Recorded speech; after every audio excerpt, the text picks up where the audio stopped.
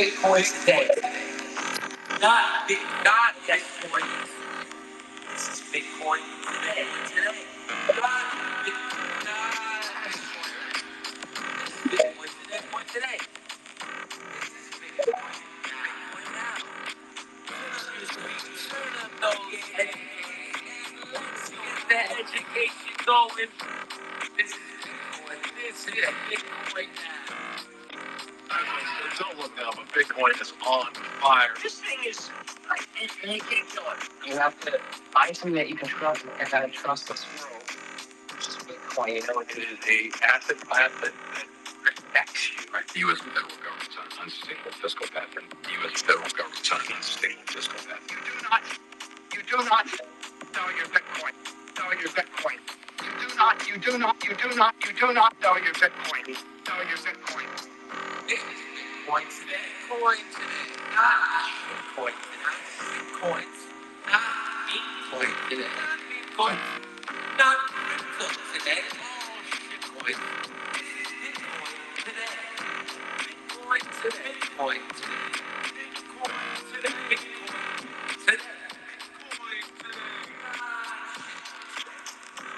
No. Not Bitcoin today. Not close. Not today. Coins, by the way, just Bitcoin today. You do not sell your Bitcoin. Sell your Bitcoin. You do not sell your Bitcoin. Sell your Bitcoin. You do not sell your Bitcoin. Sell your Bitcoin. You do not sell your Bitcoin. Sell your Bitcoin. Don't look now, but Bitcoin is on fire. This thing is, you can't kill it. You have to find something that you can trust and how to trust this world, which is Bitcoin. You know, it is a asset class that protects you. Right? The U.S. federal government's on an unsustainable fiscal pattern. The U.S. federal government's on an unsustainable fiscal pattern.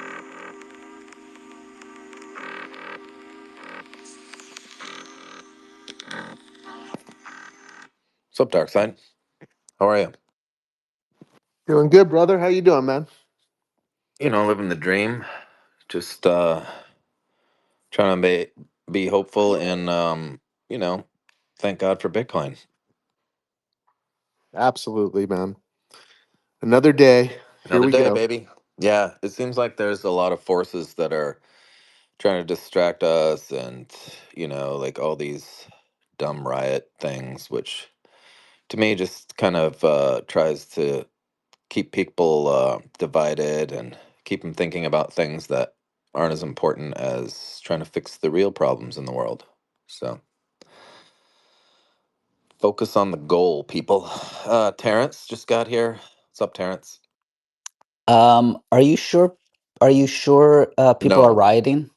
no, I'm not actually. I'm just Okay. believing headlines. No, Well, the just headlines doom told me, scrolling.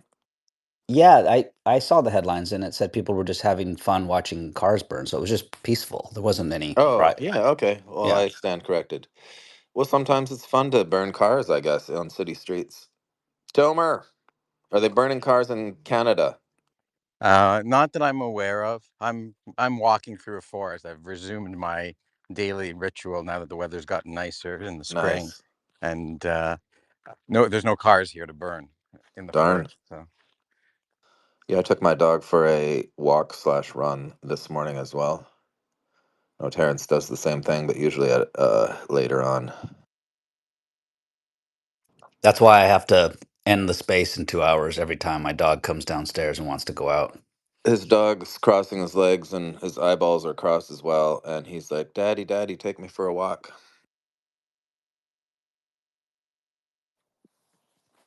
Hey, Yeah, shoot. yeah, I was just gonna say if people haven't seen Terrence's short, it is absolutely amazing. Maybe we should throw it up in the nest, Terrence. Oh, yeah. Let me grab that. Thank you, Dark. Absolutely first class. I couldn't believe I couldn't believe it, man. I just love that stuff. Incredible work. There you He- go. He's a pro. He is a pro. Well, I think I told you in comment, Dark. It actually was inspired by you because when you host your mornings, you always play some of these old classic rock songs, and I don't know which one was playing, and it was really making me think and just sort of reminisce. And so I put on a playlist on Spotify, and this old Journey song came on, and I was like, "Oh, that's pretty cool." The words that he's singing when he's singing that song, it's called "Worlds Apart," but then parenthetically, "Separate Ways," and it just made me think about Bitcoin and fiat, decoupling from each other and separating, and the two separate worlds. And then I found this version that was on the soundtrack of the TV series, Stranger Things, which was really cool. It made it kind of ominous. They added this just really cool beat. So I just laid that track down and I just said, okay, this is really cool, and just You started must be grabbing stuff. really really old, Terrence. Yeah. Did you not see that TV series, Stranger Things? I may have been a baby then, but it was I, probably okay, because I think the last season was out like a year ago. But all right. mm, then I guess. Oh no, I did. I was yeah. Stranger Things is interesting. Yeah, I saw Stranger Things. I was thinking maybe something else. My bad. Stranger Things is with the weird animals in the upside down world and the that psychedelic stuff that Tomer is piques our interest on from time to time. Tomer, we've got a guy that you said might want to come on and talk about psychedelics and Bitcoin. Have you had conversations with him? Yeah, maybe we'll ask him on in a little Speaking while. of Stranger Things, Yeah, sorry. speaking of Stranger Things, I have a friend who has been into psychedelic therapy treatment for people with PTSD and uh, depression and other mental health conditions, and he introduced me recently to someone else from that community who has discovered Bitcoin. And one of the connections that he made was how Bitcoin is similar to psychedelics in regards to many dimensions. And I've shared a link with you guys in the private chat. I had a talk with him, and it was a very interesting talk. And so and it comes down to this notion of the sacred self and the spiritual awakening that people experience with psychedelics in the appropriate settings. And he found that Bitcoin had many parallels, and so he's built like a one-page website. It's a significant scroll, and it's kind of pretty, which integrates his experience with psychedelics and his with the experience of Bitcoin. And it was a very interesting conversation. I think it's a pretty interesting website. Maybe once I get up this hill and catch my breath, I'll create a post underneath our comments and then post it to the Nest so people could look at it.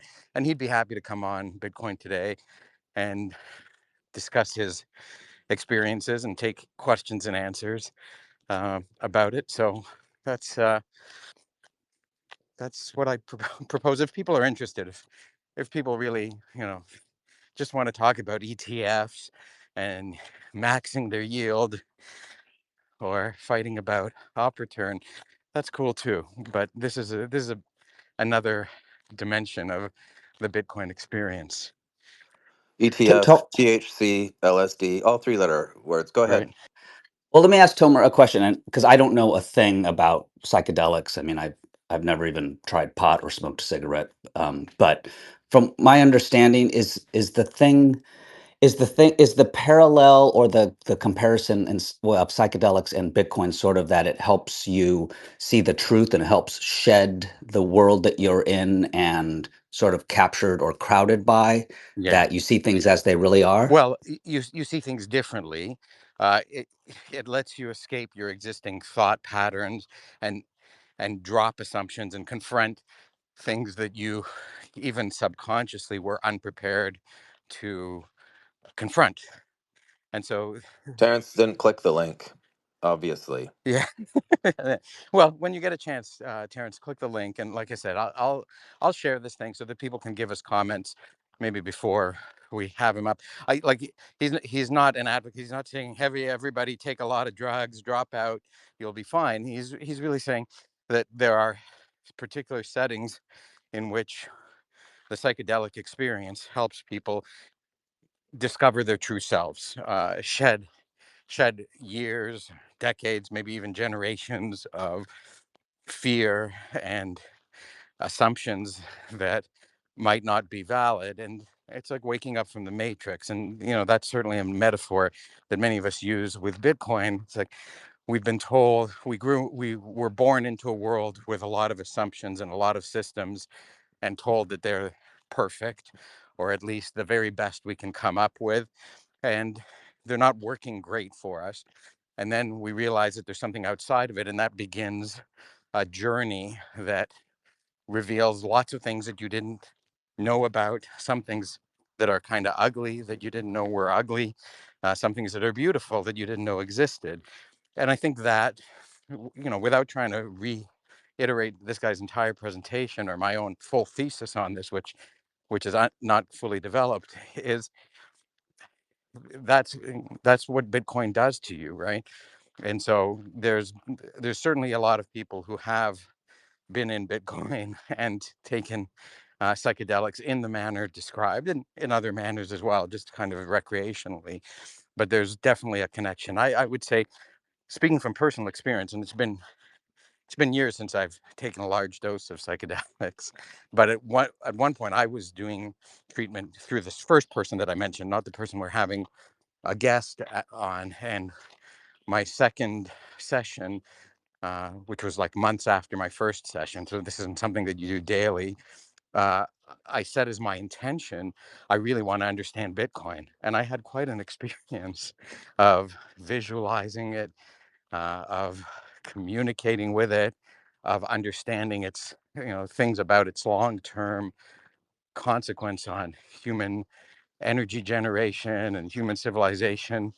And these were thoughts that had not come to me, uh, in my sober analysis of Bitcoin. So maybe the orange pill really is just another psychedelic. Well, Yeah, and we have a new idea for the 2026 Bitcoin Today Pleb Party. We're going to have breakout rooms, the LSD room, the ayahuasca room, the THC room, maybe the shroom room. Brilliant. No more sake bombs. Sorry, Tomer. You were still speaking, no, and I no, and it's okay. Like I think it's best to reserve much of this conversation, unless it's not going anywhere else.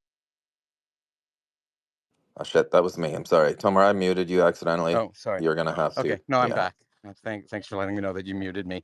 Um, I was just saying we probably should wait to have the conversation with someone who's putting forward a hypothesis around it, and we can discuss the pros and cons, and people can ask questions, and people can weigh in. And again, this is certainly not an endorsement of willy-nilly taking mind altering, consciousness altering substances, uh, but it is an attempt to it will be an attempt to draw the parallels and the similarities, and see what the, what differences also exist. I mean, people might say Bitcoin is a mind altering experience, but it's one. The one thing that I said to this guy that I remember when we first had our call, it's like, you know, psychedelics last for, depending on which one you take, 15 minutes to 4 or 8 hours. And then you come down and you're not in that world anymore. You're back in this world, but you can integrate what you learn from there. Bitcoin's kind of different. It's like it the experience gets deeper and deeper and deeper, and it's very hard to come back down once you've gotten a high. So if you're high on Bitcoin, there's often no coming back down, but it doesn't have quite the same perception altering effects that psychedelics would. It's a milder, less intense, but cumulative experience, whereas a psychedelic comes on very strong rather quickly and then fades away rather quickly as well. There's a bunch of people down near me, Tomer, by the beach that I would think all are Bitcoiners because I feel like they're on psychedelics. They're on something. And so hopefully they're starting to see Bitcoin. Well, I mean, yeah, we'll see. We'll see. It's also interesting to me. There's a lot of different communities into Bitcoin. There are, you read about people in jungle environments who are really into Bitcoin, and there's a very good chance that there's psychedelics involved with many of them. Again, not this kind of notion that they're taking them daily, but that they've all had psychedelic experiences, and that maybe from time to time they still do when they feel a calling to explore some topic in a way that they're just not satisfied with their ability to explore it without the benefit of taking a trip into another dimension. But there's also all these bankers now, all these suits who I don't think many of them would have experienced psychedelics or know of or heard of the benefits of psychedelics. There is a bridge that's being crossed right now. I'm aware of quite a few people who are trying to market these types of experience to very successful business people, to other people who are white collar professionals, as a way to deal with the trauma, stress, anxiety, and difficulty of living that particular life as well. So maybe there's another similarity between Bitcoin and psychedelics in that it's bringing together or appealing to many different sectors of our world that seem disparate right now and don't have a connection with one another. That's Well, I mean, we all use money, I suppose, so we're all connected in the same regard. But Bitcoin's bringing people into the philosophy of money and the philosophy of freedom in a way that just hasn't really been an active thing. There's people who opt out of being a suit lifestyle, and there's people who opt in, and then they both live on the same planet, but they're really pursuing very different goals. Bitcoin kind of unites people in, well, we're all trying to make this world a better place through fixing the money.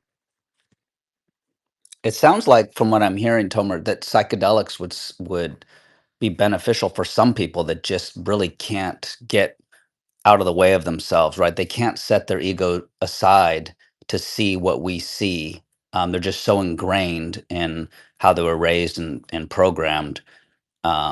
Again, I don't know much about psychedelics, but from what you're saying, it's like, oh wow, this could be a useful tool, done the right way, of course, under guidance and whatnot. Right. A lot of people talk about one of the experiences that people have under the effects of psychedelic is a phenomenon referred to as ego death. So just to and it's not, psychedelics are not the only way to achieve that state where your ego is completely out of your way and you get to explore reality without that. The ego's a very big defense mechanism. It's like, no, I didn't make a mistake. No, this is fine. Like, the ego says no a lot to you and prevents you from thinking. And so if that part of you is temporarily dissolved, it allows you to go down paths of thought and understanding and integration that doesn't happen the rest of the time. And Bitcoin does the same thing because there's there's no one in charge, including yourself, of anybody else's experience or utilization of Bitcoin. And I think once people get, if you buy a Bitcoin ETF, you don't quite get that because there's somebody in charge of the Bitcoin ETF, and there's a long chain of people between you and them who are also in charge of what happens with your stake in it. But if you acquire Bitcoin on chain and run your own node and make your own transactions and send them and receive them, you're in that state where you're in control of your world and nobody else is in control of your world, and you're not in control of anybody else's world, and you have to accept that. And that's a very different a paradigm than the paradigm of you go to your bank to send money to somebody, or you go to a restaurant, you pay with your Visa card, and there's a million middlemen in the way, all of who could potentially stop it and facilitate it, and the trust is created by the fact that they have a lot of experience and a lot of capital and a lot to lose. Whereas with Bitcoin, it's like, if you pay with someone with Bitcoin, they don't have to trust you or anybody else, and nobody else can stop the two of you from transacting together. So there's I'm on the trail here, but I'm going off the off the trail in terms of topics. So I'll pause there and let others jump in, and I'm happy to continue to try to answer questions around this topic. Let's go to Jenny from the block. Hey, good morning, everybody. Still waking up here myself, even though I'm on the East Coast and it's almost noon. But no, kidding. I'm hard at work. No, being in the medical community, and I was actually talking about this very subject to my very good friend who's a nurse practitioner, psychiatric nurse practitioner, and we've practiced for many years together and went through psych, our psych rotations and so forth. Anyway, she sees patients every day who are going through the ketamine and those types of things. And in the veterans world, as now in the private sector, insurance companies are starting to pay for some psychedelics. But it's definitely not for everybody. But I think what you're describing, it'll be a fascinating discussion, to have. And I've never done it myself or anything like that, just disclaimer. But I do think there is a definite connection with Bitcoin because I was had a few uncomfortable moments at the conference, just thinking about the cult like nature, and the communal nature of things. But at the same time, there is such a sense of sovereignty, as you said, as well as a sense of kind of a bigger than ourselves, kind of universal oneness. And I think that seems to be every description of ayahuasca or ketamine that I've ever heard or described, or and as my nurse practitioner friend, her patients, they feel that roller coaster of that sudden realization, the veil's lifted, they have the awakening. Sometimes it's very terrifying and it's bad. Other times it's really, really life changing. The closest thing I can think of in medicine is like the near death experience that you hear so much about. And if anybody's ever had a very, very life threatening and just injury, I have, they kind of know that. So those are the ego deaths that seem to happen with it. So I think it'll be a really fascinating discussion. I'm really looking forward to hearing from it. And I more and more find myself moving away from the traditional medical industry. And even though I'm still in the belly of it, I'm really looking towards those more alternative aspects. And maybe my vocation can shift a little bit as my career kind of comes down to its maybe second half. But fun, good stuff. I didn't want to get us on a dark path or belabor this, but I do think someone made a comment about the airplane crash today. I think it definitely reminds us all that we are, one. We are here for a short time, and this space. You guys have done a great job of providing in that space for community and people feeling very valued, and as individuals and as a collective. So that's really all I wanted to say. But thanks, guys. Thanks, Jennifer. Oh, thanks. Yeah, that was really useful, and it also gave me the time to post in the nest the link to the presentation that this guy has, and it's called "The Sacred Parallels of Psychedelics and Bitcoin," and it's like a one-page website. You can scroll down it. It's very easy to read. So I think he spent a lot of time integrating his experience and then breaking it down and parsing it out in a very like rational, logical, objective, non-psychedelic framework. So he's trying to translate from one world to the next and bring up the similarities. Before we go to BTC Noah, Broadsword, your hand was up, but looks like you brought it down. So if you're good with that, we'll go to BTC Noah. Can someone tell me just real quick in a couple sentences what plane crash? What I must have missed that. There was an Air India plane crash in India on the way to London. Um, I can't.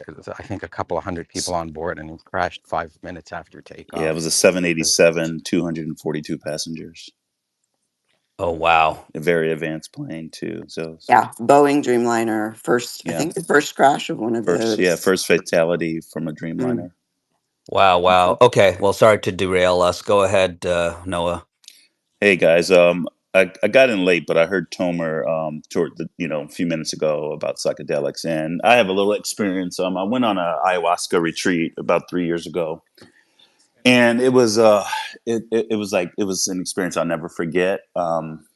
It's it's not like people who aren't familiar. It's not like an experience where you just get high, or it's not like that. It's like a journey where with the plant medicine, what it does is it helps you face traumas without actually having the pain of re-experiencing them. Where it's almost like when a friend is telling you a story, and to you can it makes total sense to you, where you can say do this, do that. But when the person's going through the situation, they have all the emotion involved. Well, what it does, it removes the emotion from it, where you can clearly see the situation and get answers. And I remember, like, just it was in the Mojave Desert, staring at the stars and feeling like I was about to die, right? And I just started breathing, slowing my breath down, and I was fighting. I felt like I was fighting death, right? And once I stopped, and I was like, okay, you know what? Let me just let go. And I felt like, okay, I'm ready to die now. Okay, and I just let go, and I said, okay, this is it, you know. And once I got past that part, it was so freeing. It was the most exhilarating feeling I've ever had. Just where you had no fear, and you could just face things rationally without all the emotions of it's the ego death. As that is so true. I think Jennifer mentioned that. um, you have such clarity of mind. It was amazing. Like, I would encourage anyone, if you have an opportunity, but you have to make sure you have like a really good practitioner. You can't. You just have to research, and if anyone needs recommendations, I can help with that. But it was one of the most freeing and exhilarating feelings I've ever had. I'll never forget it.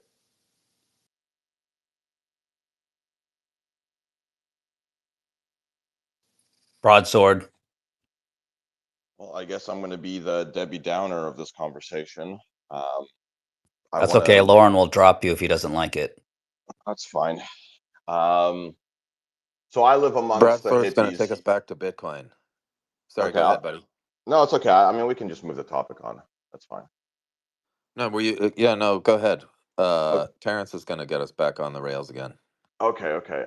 So yeah, I live in Mexico down here in the jungle amongst the useless hippies, as I call them, and I have been to a couple ceremonies, and I've also witnessed people having massive changes, but I've also witnessed people going down the slippery slope. The two things I would just want to warn people about is it is a very, very slippery slope. You can abuse the medicine very easily.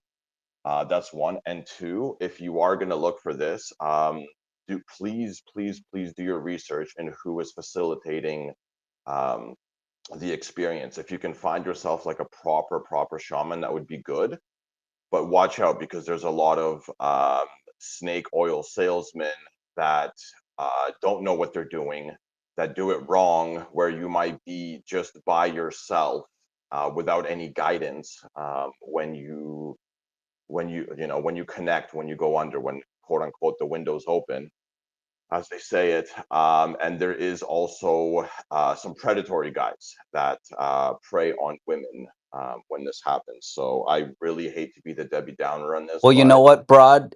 I don't think you're a Debbie Downer. And, if the topic here is the comparison between Bitcoin and psychedelics, what you just described to me is the same with Bitcoin. There are scams, there are predatory people, there are people that don't guide you properly. You get stuck with XRP and Solana and all of the crypto and meme tokens and coins, and you don't realize that Bitcoin is money and we're solving something bigger. So I think what you just brought up just highlights the parallel and the comparison.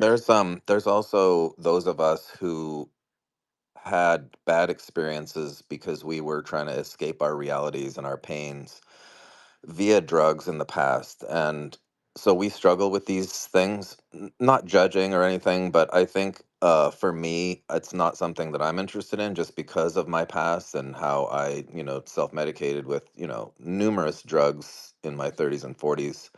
And I think it was a different experience. It wasn't me, getting in touch with reality or whatever else, but in fact, it was the opposite, and me trying to escape the pain and escape the reality. So I don't know. For me, it's a difficult subject, but I do respect everybody's opinion, and I do respect people's right to, freedom, and stories like Noah's. He's my buddy, so I love all that stuff. But I just from my past, it's a tricky subject for me because of, this stuff that I was involved in, and I think other people in this room, may have similar experiences and probably just want to maybe not mess around even with, medication in, different controlled formats, which is definitely the way to go, especially nowadays with when you have fentanyl introduced and you don't know if you're, if you're trying to self-medicate. Like, I personally just want to stay clear. But that's not to say, hey, you know what, if you can become a better person by doing an ayahuasca trip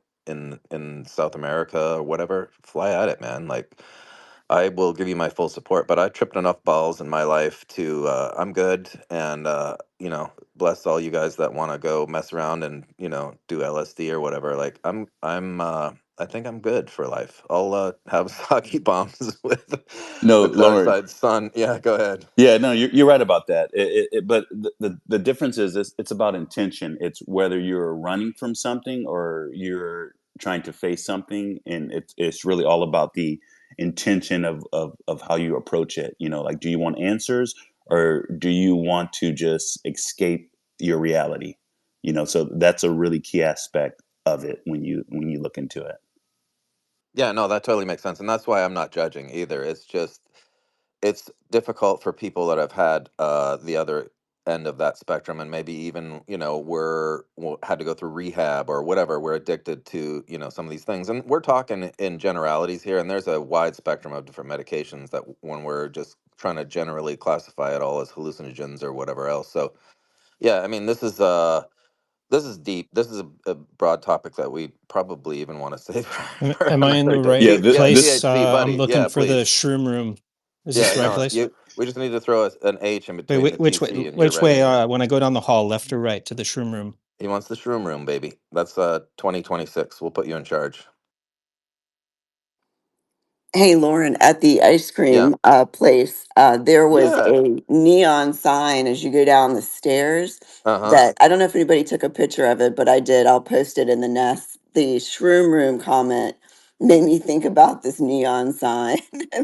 Oh yeah, um, that whole hallway down there, huh? It was oh my God. like if you were on one then it would have been like, yeah.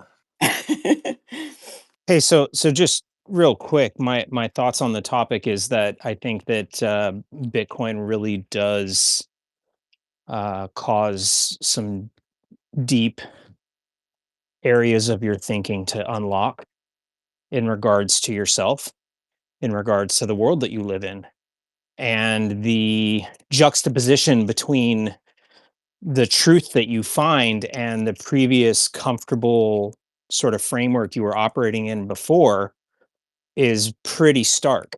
And that is enough of a catalyst in many ways for a lot of really powerful brain activity to kick in. So, I actually really think this is a great metaphor, and also probably there's some really directly connected things between what is going on in people's minds when they do use these certain psychoactive substances, and what can happen just when you activate your own mind. It's kind of the just anecdote about, we only use so much percent of our brains. There's sort of parts of the brain that are not really well understood, and certain people seem to have, better intuition, or even possibly some really incredible powers that get unlocked just when you activate your brain. You activate certain senses, you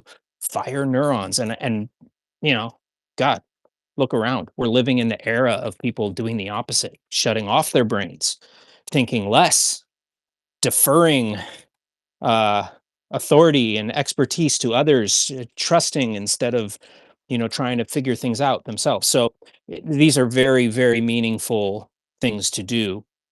And I think that's one of the wonderful things about Bitcoin, is that it really does kind of start unlocking these some of these brain processes that are really profoundly beneficial to oneself, and really do offer a completely different point of view on the world. So yeah, cool stuff. Paul, and then Frankenbite. Yeah, hi. Thanks for inviting me up. This is a great subject. I've got about 45 years of experience in the magic medicine. Started as a young guy in college, doing it for the wrong reasons. And now there's just a tremendous overlap between psychedelic experience and Bitcoin. I've had, I'm going to say I've had a lot of success with older folks, friends, after a well-guided journey with a moderate dose to introduce them after that to Bitcoin, and they're much more receptive. And they understand some of the things about Bitcoin that just are not relatable to people that are living in the normie world, if that makes sense to everybody. But many people, when they have their experience, one of the experiences they have in a psychedelic experience properly done is they kind of disconnect from the self, as was discussed by some folks. Tomer, I think I kind of jumped in when Tomer was talking. But that disconnectedness with individuality and interconnectedness with everything else is a powerful experience. And it's very, very analogous to what the Bitcoin network is all about. And so I just think this is a really interesting topic. It's a rich topic.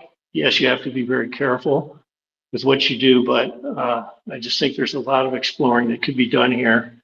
And maybe this, this is not the right modality to do it on a recorded call, but it's just very, very interesting. So thank you guys for bringing this up. And I'll land the plane as a pilot there. Thanks, guys and gals. Thanks, Paul. Frankenbite. Yeah, it's Frankenman. Hey, everybody.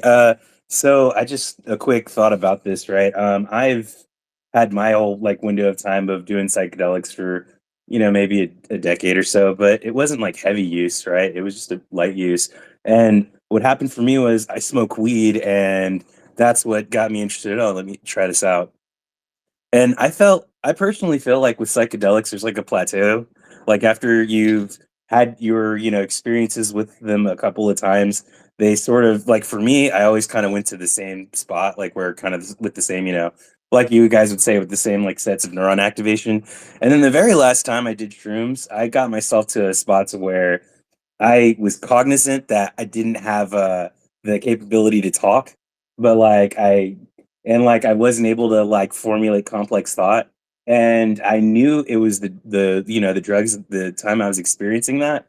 But like my brain was like, okay, I'm never gonna let that happen again. I don't like that or want that. And so that has like been my okay, psychedelics are cool, but my journey ends there, sort of thing. Like I can appreciate that they like will give you a bit more of an open perspective on the mind, or maybe on the ways you would think about things. But like I said, to me, it felt like, well, I'd been there. And so I now kind of like know like where my mind was with that. And I'm the type to where I appreciate my constitution, like to a level to kind of have some baseline of being able to reason about the world, of being able to reason about a given problem or a given moment. And so, yeah, that's my limiting factor about it, and why I tell everybody that it might be cool to experience a few times, but it doesn't seem like it's not like weed to me, or it's not like an alcohol or a beer to where you could make it part of a routine where it feels consistent. This is my opinion and experience. That's it. Thanks, Frankenbite. Vinny. Finally, a topic that I actually have a lot to contribute to.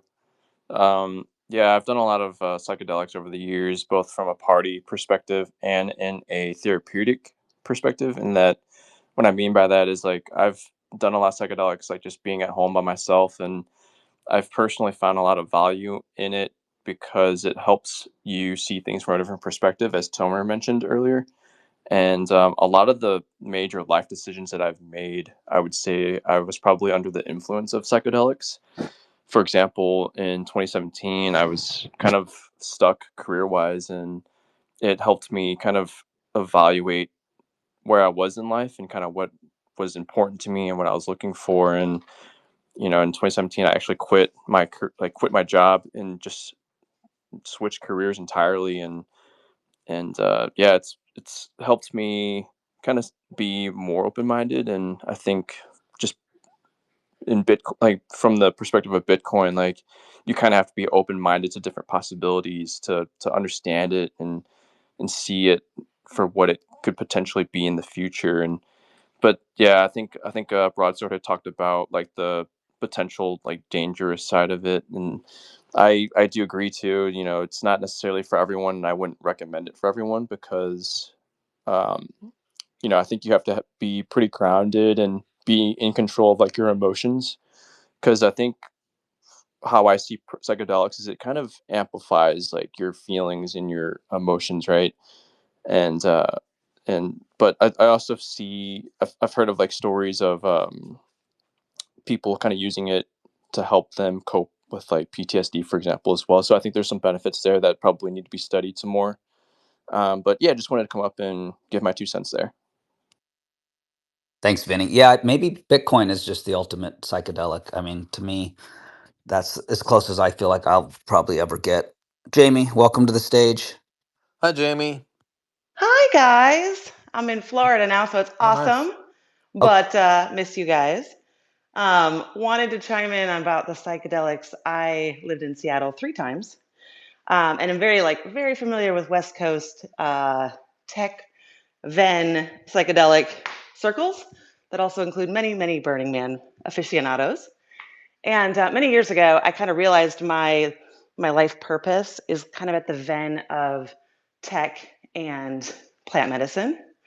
And so I've done a number of journeys myself in that and have led people. And this is an interesting conversation because when we take it back, 50, 60 years, and we look at the origins of some of these tech that we use today and the people that were in Silicon Valley trying psychedelics, opening their mind, expanding their ideas, it comes back now to today, and we're having the same conversation about Bitcoin being revolutionary and being just beyond what most people's mind can expand into. And so I think this is a really interesting conversation. And to Lauren's point and different people, there can be dark sides to that, and there can be shadow to anything that you play with if you're escaping instead of trying to ask questions. So I think this is a really interesting conversation, and I would love to host or facilitate or be part of, an experience where those that wanted to try something and really open their minds into what's next for Bitcoin, because I think we're going to see a lot of expansion. So that's just my 2 cents, and yeah, happy Thursday. Thanks, Jamie. Yeah, I think Tomer's collecting names maybe, and if he brings that guest on one of these days, it sounds like it will be an interesting topic. But we can still sit here, or we can change the topic. Either way, let's welcome British to the stage. Welcome, British. Can you please get us back on the rails again? We haven't talked about Bitcoin much today. That's all we've been You talking about. guys, let's talk about taking drugs. Let's Yeah, do let's this. do that. Let's talk about taking drugs, guys. I mean, we might as well look at what's going on in LA, right? What's going on in LA? What's that? That's Louisiana, isn't it? I heard there's some Mexicans that are kind of pissed off. No, it's not true. Dude, there's a lot of Mexicans in LA. Yeah. Anyway, let's talk about Bitcoin. We got some good things happening right now. I think we're having a little bit of a pullback today, just market structure stuff. I think we might be getting ready to reverse. We'll see. Um, Overall, inflation looks like it's sort of managed. It looks like all of these Bitcoin treasury companies are coming together quite nicely. We'll see what type of multiples they sort of justify, whether the market still wants those multiples that everyone is getting. But overall, Bitcoin just continues. TikTok, next block, right? It's a pretty boring day overall in the markets, I would say. Hey, Brit. British put out a great post on GameStop. Many of you know I've been sort of predicting under 20 for quite some time, and Ryan Cohn continues with his sort of sham Bitcoin relationship. British, what are your thoughts? Look, I think GameStop, there's a lot of Bitcoiners that are riding GameStop for some reason. They seem to have put a significant amount of their net worth into GameStop, and GameStop royally screwed them. It's as simple as that. GameStop is not a trustworthy Bitcoin treasury company. It looks like it is using Bitcoin as a way to do some marketing. Um, People were telling me that it's only down because they issued this convertible note, and I said nope, that's completely irrelevant. It's down because they fumbled their Bitcoin bag. That's why it's down. You got to face the truth. There's a lot of people that have been depending on GameStop to pay their next month's bills, and they've all gotten screwed. I also do not, just backing on top of that, I retweeted something from my friend Jason Williams, who is a known Bitcoiner and a very powerful shitcoiner as well at times. And he said, look, the real money went to the public markets and invested in Bitcoin treasury backed stocks, right? That's where the big money went. So I don't even know if we're going to see some kind of alt season now. All I know is that my portfolio seems to be up for some reason. Somebody somewhere seems to think that a Japanese hotel company should be worth 7 times the amount of Bitcoin that it has on the balance sheet. Um, and that's what's going on right now. That's what the market is doing. I'm not shouting at the market. I'm just trying to make the market make me more Bitcoin. GameStop is not part of that portfolio, and I don't think will be part of that portfolio. I think they're very, very funny people, and I will not be holding them. Have you stayed at the hotel that Metaplanet I owns? Maybe no. it's nothing. Have you? No, no, I was just gonna make a joke. Like maybe it's the quality, the Maybe explain it's that where. one Yeah, it's the hotel seven is X. so good. If you like the eggs You Benedict feel and the bread seven X in the is bed sheets. That's what it absolutely is, Tomer. exactly. So before you attribute all those gains to all the Bitcoin, maybe there's something really special about the hotel, and this is a way to introduce people to it. We've got British's roommate Fred here. How's it going, Fred? Yeah, I just had to push British off the top bunk and reclaim it. We're besties. Hey, Freddie. Yo, British. No, I agree with British's comment on GameStop. I think, there was a really good post. I forget who wrote it. Bram wrote it, and he said, you know, uh, GameStop is a Bitcoin treasury company, but they forgot the buying the Bitcoin part of the equation. And I I laughed there because I think that's look, you can't just say I'm going to do the convertible bond and I might buy some Bitcoin. That doesn't work. And the other thing I think that doesn't work is I think these guys all have a, investor relations problem. They don't seem to really articulate what they're doing very well at all. And a Selmer Scientific I throw in that bag. It's just not clear. They're not educators. And I think part of the Fred, they're all like all the people running behind Forrest Gump, and the second he stops running, they don't know what to do right. I anymore. It's mean, like the Michael Saylor. copycat strategy Yeah. is not a strategy. I mean, you kind of have to have you have to be able to sit down with like Peterson or anybody, right? And Natalie Brunell and explain why you are bullish on Bitcoin. You know what I mean? And that's not something that Ryan Cohen has shown that he's capable of doing. You can't say, okay, Ryan, why do you like Bitcoin? He's no answer, well, because Saylor likes it, and I'd even throw David Bailey under that bus, it's like, okay, David, why is Nakamoto great? Well, Saylor has proved that it's great. So if I do this exact same thing, I expect greatness. Well, I don't know. That doesn't strike me as actually a valid thing. I You kind of disagree have on to that do one, your by the own thing. way. Maybe we should cover that later. Okay, well, I don't look. I'm not deep into the bowels of Nakamoto's strategy, but look, I just feel like these other guys have not articulated very well even the argument for Bitcoin.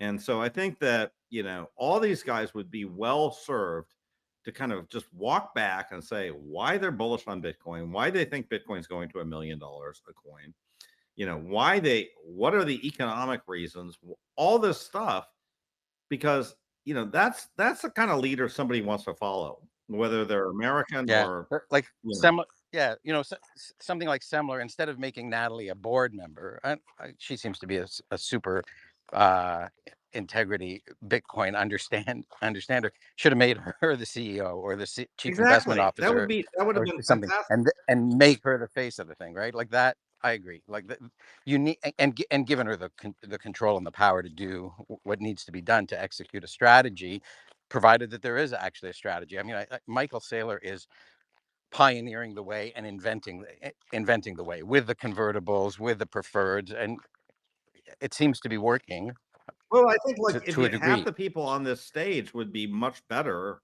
than Selmer, like and sort of like articulating the look, Tomer, you would be fantastic. You know what I mean?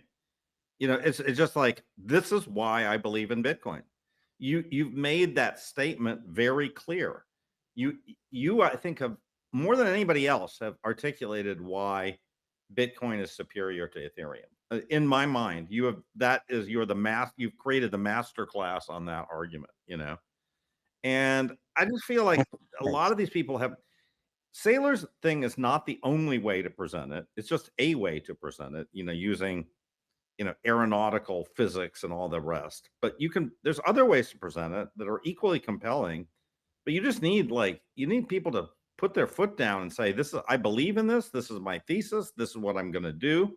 This is how I'm going to deploy the money, etc. And I feel like that's just lacking with all these companies. So I'm a little negative on some of these other Bitcoin treasury companies. Rusty Wiener.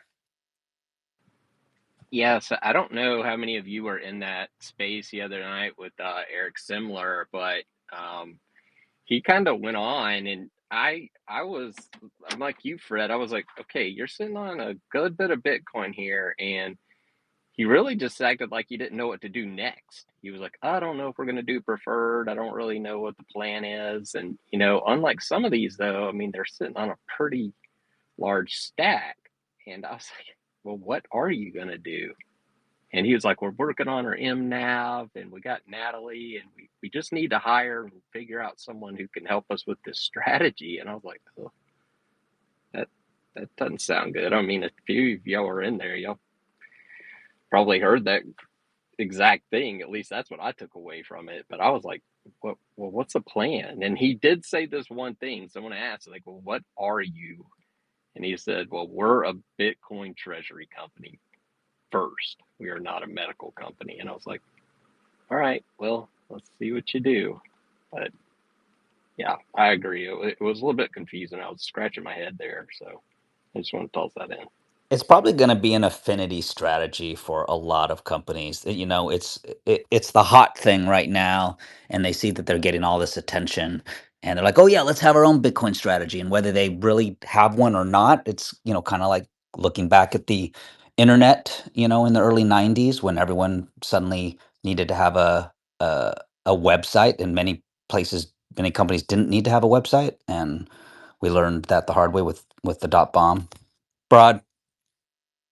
Yeah, so I have a buddy who used to be a hardcore GME ape. Thank God I orange pilled him.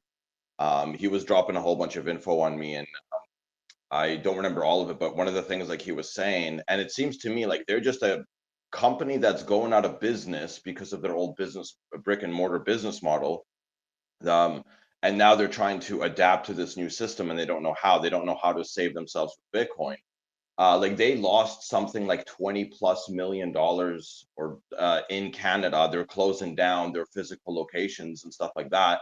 So, and to me, I was just like, how do you compete with, for example, there's Steam and all these other platforms where you just download games. You no longer go to a physical place like back in the day where you buy a CD or DVD, whatever, of a video game to use. So it just seems like they're a dying company. They don't know how to save themselves, and the only thing that really saved them in the first place was the GME apes, right? Like during COVID and stuff like that. So that's just my opinion on it. Fred. Hey, Terrence, I just want to just shout out to your video that you posted the other day. I thought that video was one of the best montages I've ever seen. So if you could put that in the nest, I really want to make sure everybody watches that thing, because that is literally the best thing to to journey. As a great montage, great work. Thanks so much, It's Fred. there. Yeah, I really appreciate that. It means a lot. Both you and Dark had said some nice things about that. I appreciate that. Yeah, it's up in the nest. You know what's funny? When Tomer was talking, he said, "Did you stay at one of those Japanese inns?" But it just made me think of the old ad from Holiday Inn Express. Like, no, but I did stay at a Holiday Inn Express last night. It's kind of hilarious when you're thinking about Metaplanet and whatnot. Hey, Yeah, so wow. Is it? I don't know if it's Bitcoin related, but I just looked. GameStop is down 22% today, right after that announcement. Hey, listen, yeah, so they credited their price rise to Bitcoin, so I think it's our responsibility to credit their price fall to their fumbling of the Bitcoin bag. I think that's the best thing for Bitcoiners to do to send a clear message. yeah, look, they had the opportunity to buy a metric shit ton of Bitcoin at 75, 80,000, right? Like that's when they were piling in. That's when they did the last convert, and they didn't do it. And not only that, they sort of misled their shareholders that they were going to do it. And yeah, GameStop. If you traded GameStop uh, at the same MNAV that you traded MicroStrategy, it would be under $20. It'd be down by $15. And they're sitting on a Yeah, I think when you declare a strategy that's easy to observe if you're executing it or not, and then you fail to execute it, you're going to have a tremendous dump of your stock by the people who bought it on the expectation that you're going to execute well on the strategy. And so there's nothing surprising here. They should have absolutely seen this coming. yeah, Their brick and and mortars only exist for people like Lauren who like to shop at Hot Topic and then walk over and get Assassin's Creed 4. But most of us just buy games online. yeah, to the True. point Fred was making, I think one of the reasons we should really respect Saylor is because he has done an amazing job of communicating his strategy and executing, right? Like if you look at what strategy has done, it is nothing short of amazing. Right. I think Metaplanet does a decent job as well. I think, bringing Dylan on board and having a very public presence and continually communicating what they're trying to do. I do think it's overpriced, but that's neither here nor there. But yeah, like when you look at Semler, like is a medical device company that has Bitcoin as a reserve asset. It's not a Bitcoin treasury company. And you know, it's going to be interesting to see how this plays out. I expect 21 to do a really good job as well, right? I think having Jack Mahler's, that's huge. But it's absolutely critical that these guys communicate what their strategy is and execute on that strategy. Fred, what's up? Yeah, another one of these companies that nobody's talking about these days, which has not done that well at all, is Fold. I don't know if anybody's following that thing. But again, it's another Bitcoin treasury company, super micro cap, but they own 1,000. They own a bunch of Bitcoin. I don't know, 1,500 Bitcoin, something like that. I mean, it's minute, but they basically came in like, hey, we're a Bitcoin treasury company, we're doing this, but they were not able to articulate a difference sufficient in the marketplace to matter. Broad. Yeah, I'm not in front of the computer, so can't check. But doesn't GME still have like a ridiculous amount of cash on their balance sheet that they haven't deployed or don't know what to do with? Yeah, $3 billion worth plus, and now they're raising another couple billion. So we'll see. Look. It looks to me like their strategy was to take the money from the first convert, put that in Bitcoin, and then do more converts, keeping their original stockpile of cash. Like that's what I think his strategy is. But of course, I can't tell you because he doesn't communicate anything about what he's thinking.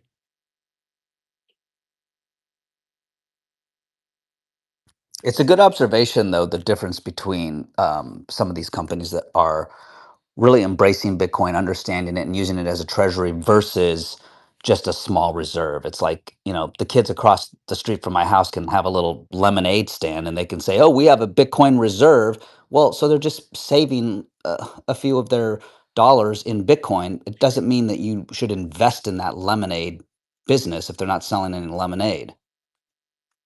Well, let me take the counter argument, which is that companies that adopt Bitcoin as a treasury asset strategy rather than holding cash or bonds or treasuries, that's a good thing. Like that's a very good thing. No, they shouldn't get some gigantic multiple from that, but they should protect the value of their shareholders. So, I don't want to underplay the fact that companies should hold Bitcoin as a treasury reserve asset. That makes complete sense to me for the same reason we do, right? But there's a far cry from that and what strategy is doing, right? Which is actually deploying financial products based on Bitcoin. Yeah, I'm with Dark. I think it's a massive win for Bitcoin, regardless of what strategy these companies take to hold it, and invest in Bitcoin and further the adoption is a massive win. And then you've got other companies that are aggressively going after it, like Metaplanet, and you've got Adam back in the middle of one of these companies, and you're going to have some companies that aggressively go after it, like Sailor has, and you've got other companies that are going to just put it on their balance sheet and save money. And I think it's a massive win, and I'm excited to see it unfold.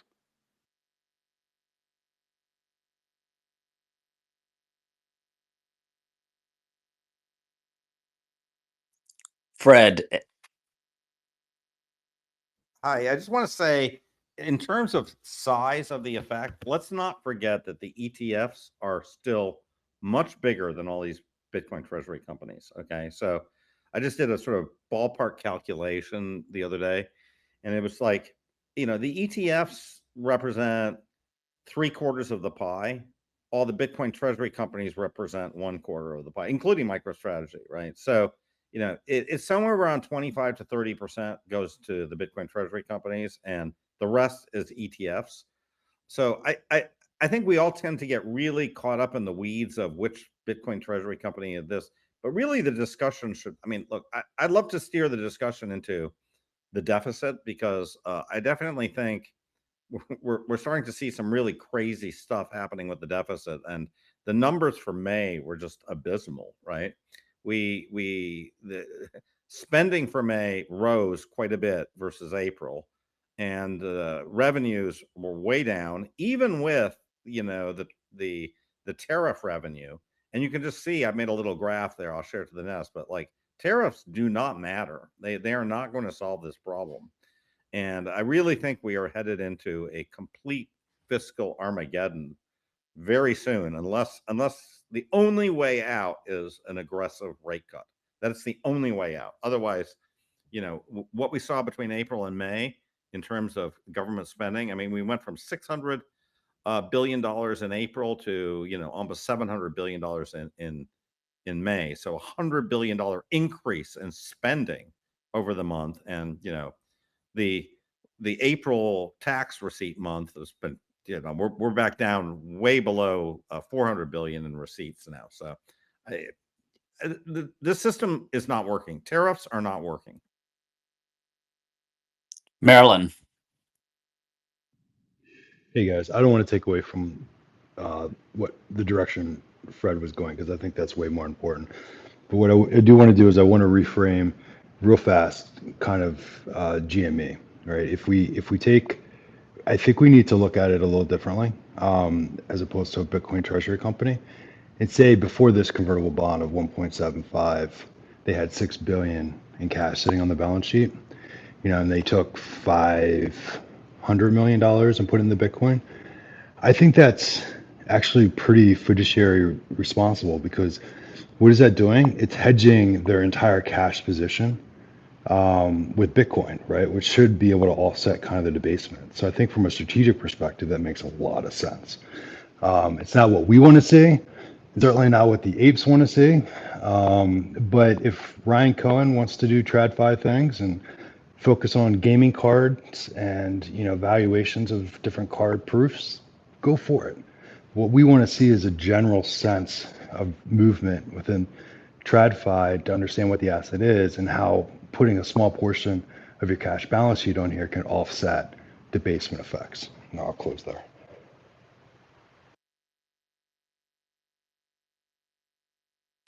Yeah, I mean, I think that's a fair point, Marilyn. But you're not at that point. You're not a Bitcoin treasury company, right? You're a trading card company that has some Bitcoin, right? Did he say he was going to be a Bitcoin Look, treasury company, or is that when our you mark, assumption? well, he marketed the first convert with him and Sailor and all the kind of fanfare that went along with it. Look, at some point you're going to have to deliver. Right now, nobody in this room can tell me what Ryan Cohen's Bitcoin strategy is, right? Like nobody. 100% agree. And Absolutely. that's as a public company, right? That's where I have a problem because when you lead people to believe one thing, right, which is what he did with the first convert, and you don't even deploy the money from it when you're sitting on already, I think, $3.5 billion in cash, right? Like that's the problem. So I think from a Bitcoin perspective, right, the ethos is transparency. The ethos is the ability to communicate what your strategy is. He can, he absolutely, I think, misled the community with his appearances with Sailor and everything else that was kind of going around that entire time period. And now he's doing another convert, and I think the only statement was, we may buy some Bitcoin, right? Like His that's just not professional. his entire charades with David Bailey was a complete um, disappointment, right? The hubris and arrogance that he showed was actually sad to see. And I actually think they're closer to, after this convert, they'll be closer to 7.5 billion, even removing the $500 million in BTC on the balance sheet. So I mean, they're sitting on as part of their market cap, they're sitting on a very large portion of cash, which is concerning with no plan. Yeah, I agree. I agree. Gary, you available? Maybe not. Hey, Lindog, well, what are you thinking, man? while we're waiting for Gary Oh, too, I just posted a Grok. I just asked Grok for more details about the GME situation. So I just posted that in the nest too, just for those people wondering about their cash position and whatnot. So that's Grok's version. I know that not all AI things are true, but that's Grok's variation of the truth. Anyway, sorry, back to you, Dark. yeah, let's go to Lindog. Yeah, I'm thinking about how Fred positioned his statement regarding, where we're at fiscally, and I think we would all acknowledge that we've got some serious problems and headwinds, but I also acknowledge that Trump has had one hurdle after the next, after the next, after the next to try and accomplish what ultimately he's trying to accomplish, right? And then I think about his alignment with Bitcoin and everything that he's done in that regard, right? And I am, and it's only my perspective, I am happy that we've got a guy in the fight that is trying to even the playing field on these tariffs, and he's trying to fight the good fight on Bitcoin, right? So I am happy that he's at least fighting that fight. Now, it's not where we want to be, and we're all concerned about it fiscally, where we're headed. But at the end of the day, thank God he won this election. So that's my perspective there. Broad. Yeah, since we're talking about fiscal responsibility, I just recently learned that Canada started selling off their gold reserves sometimes in the 80s and finished off in 2016, which to me is so but backwards and just doesn't totally make sense if you have any idea of what's going on in economics, money printing, and all that kind of stuff. But yeah, like thank God Trump has come into and changing the regulations, changing the narrative, and all that kind of stuff, because if the left won again, I mean, we'd be fighting what choke point 3.0 at this point and having it even harder. So I'm just laughing at Canada. Fred. Yeah, I'm just worried. Look, I voted for Trump, so I'm happy he's here relative to Kamala, but I do think that there's a pretty high danger that he loses the midterms now. That we lose the midterms, because I think the tariff thing was not the right move. I understand all the rationale for doing it, but it wasn't the right move. It's going to make people very upset. I think that we are about to enter the period of inflation that's coming from tariffs. So we haven't seen it up till now. There's been no effect, but it's sort of like falling off of a skyscraper. You don't feel the effect until you hit kind of past the first floor, and then you go splat on the ground. And I feel like the next couple months we're going to see some serious impact on these tariffs. You're up, Nick. Capital moves to where it's treated best. And I guess, Fred, the only other part of that evaluation I would ask from you would be like, at what point can we truly like evaluate, did these work or didn't they work? Because on the tariff front, I mean, to me, it seems like that's like the type of thing that should almost be measured in decades, but definitely be measured in years. And we're sitting here trying to measure things in terms of months. You don't get decades if they have a new Congress in 16 months. That doesn't matter. You don't get decades, so you don't have the opportunity to measure it. So it's a political process. I think. Look, I feel like Doge did not work. I think we can agree on that. It completely did not work, and it looks to me like tariffs are not going to work either. And I feel like if you look back at April 11th, when they were announcing, all the phones ringing from all these people who wanted to do deals, we don't have any deals done. This thing looks like a fugazi. Yes, we've made a bunch of money, but we haven't even felt the effects of it yet. We're going to get some higher inflation in the next 2-3 months. That's going to not play very well for the average American. So, and it's not going to help the case with the Fed, and while we have Jerome in there.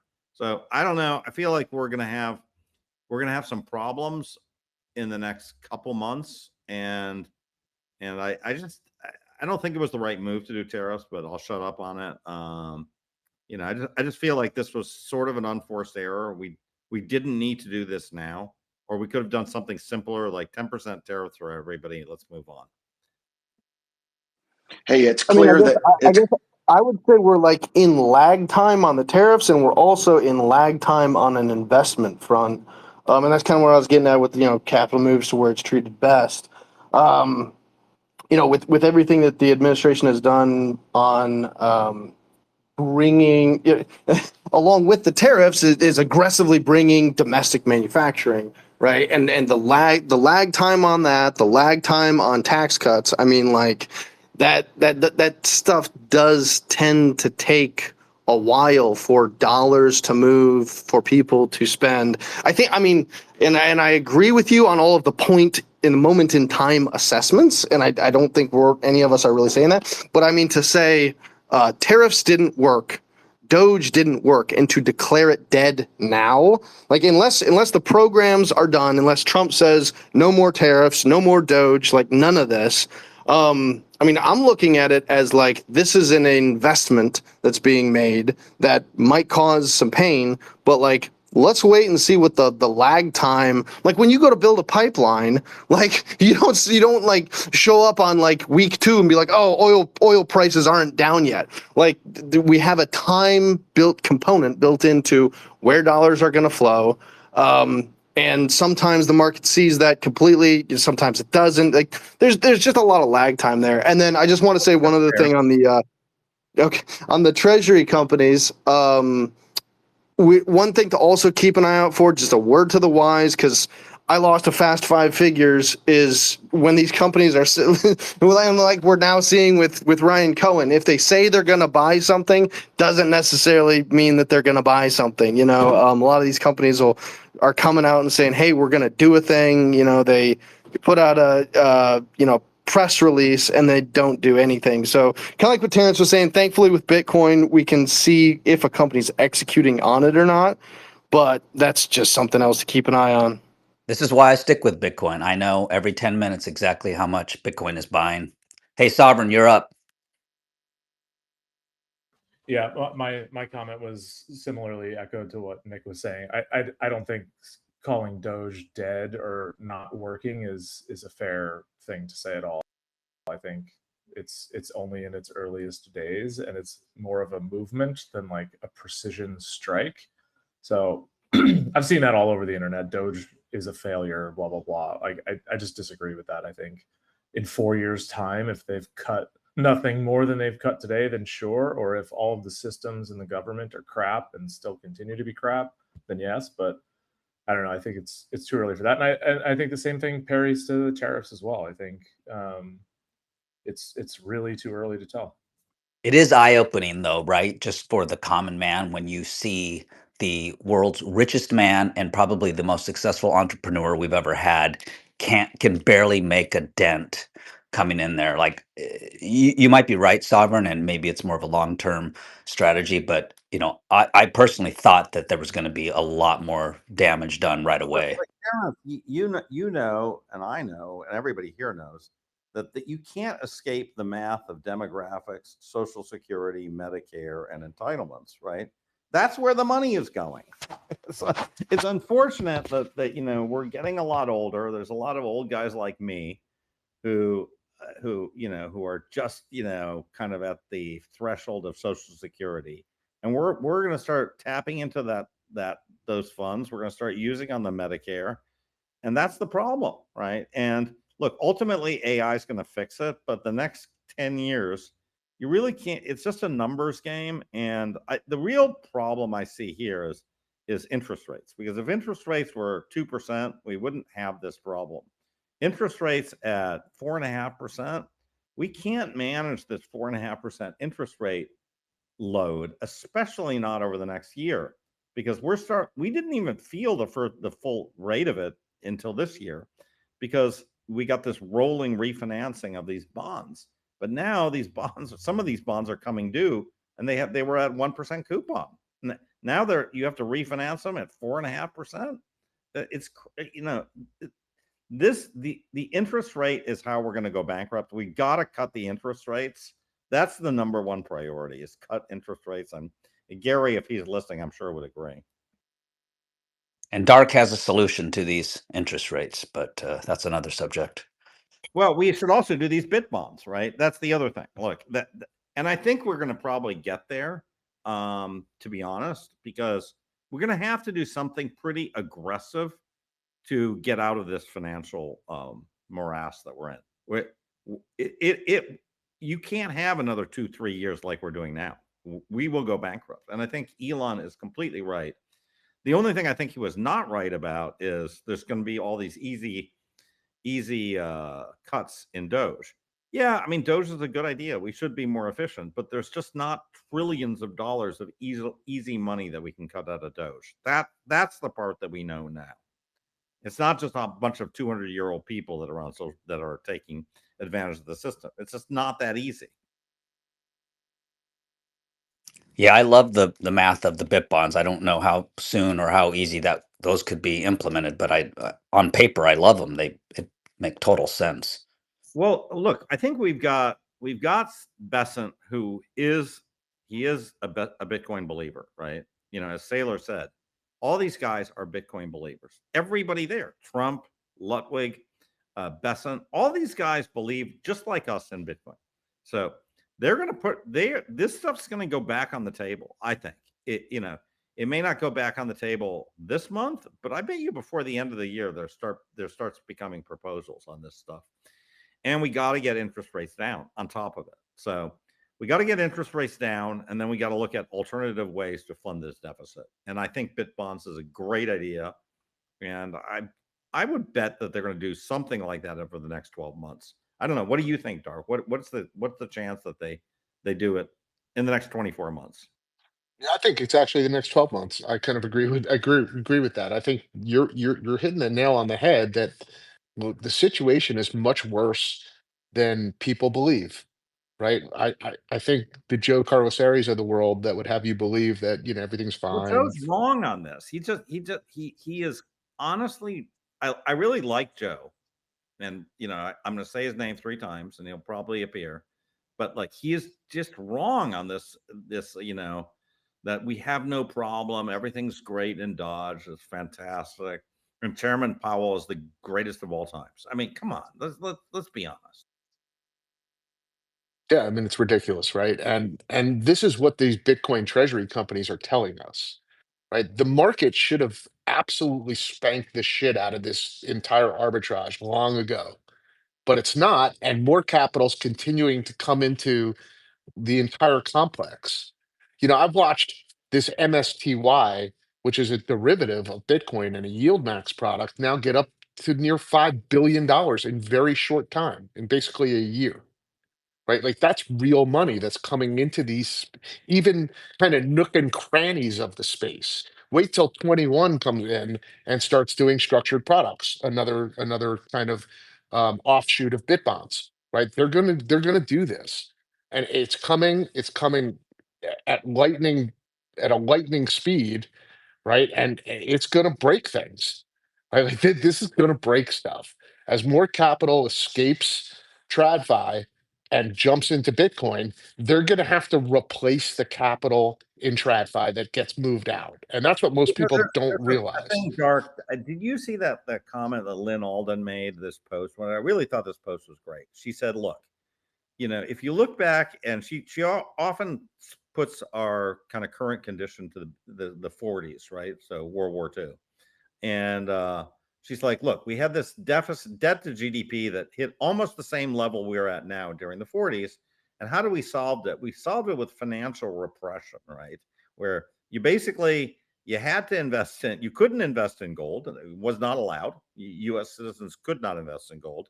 And basically, you had to invest in U.S. savings bonds at 2%, even though inflation was running at 9%. And you did that for about 7 years. And, by the mid 50s, things were back under control. So that's how we solved it last time. The problem is this time there's IBIT, there's GLD, you can buy Bitcoin at Coinbase, you can use River, you can use whatever. There's 100 different ways to escape the matrix. So I think this time around, we're not going to be doing financial repression is not going to work. And that's why I think we could really see a melt up on Bitcoin, because people are going to, at some point, we're going to realize that the system is unsustainable and people are just going to to take the lifeboats off the Titanic. I couldn't agree more. And by the way, I think inflation's a real problem. Like there's no way out of the other way out. Obviously, Fred, is seriously to inflate your way out, right, of debt. But even with the current state of the market, they have to inflate a little bit or more than a little bit, and then tell us that there is no inflation. But inflation's going to be the problem. I think the Fed understands that. I think the rush to cut rates, cutting rates, I think would be really inflationary. Again, the only way out of this for the banksters and the fraudsters is inflation, right? Which will continue to make Bitcoin more and more attractive. Look, the other thing that I liked that I read was that the US dollar is the strongest currency of the last 100 years. It's only lost 99.5% of its value. And that's the best of all the fiat currencies. And remember, half of that time it was backed or semi-backed by gold. And it still lost 99.5% of its value. So, what do you think is going to happen over the next 20 years, Fred? I mean, how long is it going to take to get rid of that last 0.5%? But look, I mean, it's sort of like you're building a structure and it's a sandcastle, and you're like, well, it's better. My sandcastle is stronger than all the other sandcastles on this beach. And then you're like putting it, wait a second, I'm sorry, sir, it is a sandcastle and there's a wave coming up. So that's kind of where we are. Like, like this, all these fiats, they don't work. We've got this 100-year track record that they don't work. They all are going to go to zero. And the U.S. is in a position where Joe Carlosali will disagree with me, but look, we are in a situation where our currency is going to go to zero. I hate to say it, effectively, it's going to zero. I mean, that's kind of what's happening. And you have an option to buy gold or Bitcoin. Those are the only transportable things you can buy, by the way. What else can you buy? What else are you going to buy that's transportable? You can buy real estate, but they're going to tax the hell out of that. Try to hop on it. Yeah, Fred, try to hop on a domestic flight with 20 ounces of gold and see how that goes for you. I've done it before. Fred, where Yeah, did you well, put it? Literally, Where I've done did it. you I put the gold? literally done it. It's terrible. You have to declare it. I literally put my gold yep. bars through TSA. I've done it. Yeah, I was taking a flight to Miami for a wedding, and I brought 20 ounces of silver. One tube of silver for the wedding couple as a gift. And wow, they pulled me over and gave me a hard time. And I'm like, this is $800. Like, what are you guys doing? And they just gave me a hard time, man. It was crazy. I think one interesting way to think about what we're talking about here, guys, is that there's this force that is trying to keep propping up the dollar, right? And it's the old version of how we do things and the new version. And if you think about money as a technology, which historically we haven't done that because we've just been talking about paper bills, but now we have technology that is money. And any technology, if you look at it, that's disruptive, you're going to have the previous version, whoever those people are, whoever was running the newspaper company, whoever was running whatever the previous tech was, they're going to hold on to it because it's in their best interest. They're making money, they have jobs, they're being supported. So they're going to hold on to it. They're going to clutch those pearls as hard as they can. And it doesn't really matter because you have this 10x better solution, right? That's how technology works. We've never thought about money as technology, but now we've got that version of it. And so yeah, I mean, Fred, what you're saying is right. Dark, what you're saying is right. Like, this is a house of cards. It's a sandcastle. Well, and Jesse, we also have AI that's coming, right? So the amount of change that's going to happen over the Yes. next decade is way bigger than anything we've seen in the entire human history. Okay, this decade is going to be the biggest decade for change ever, right? Yes. So I think everybody's sitting there going, it's going to take time. We got our time. We'll do a little allocation. We're going to do this. We're going to, I'm going to be talking to my private banker, all this shit.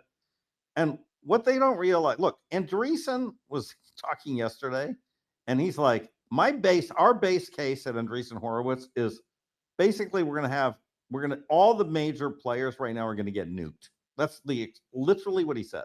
Like, everybody is going to get nuked. Google's going to get nuked. Microsoft's going to get nuked.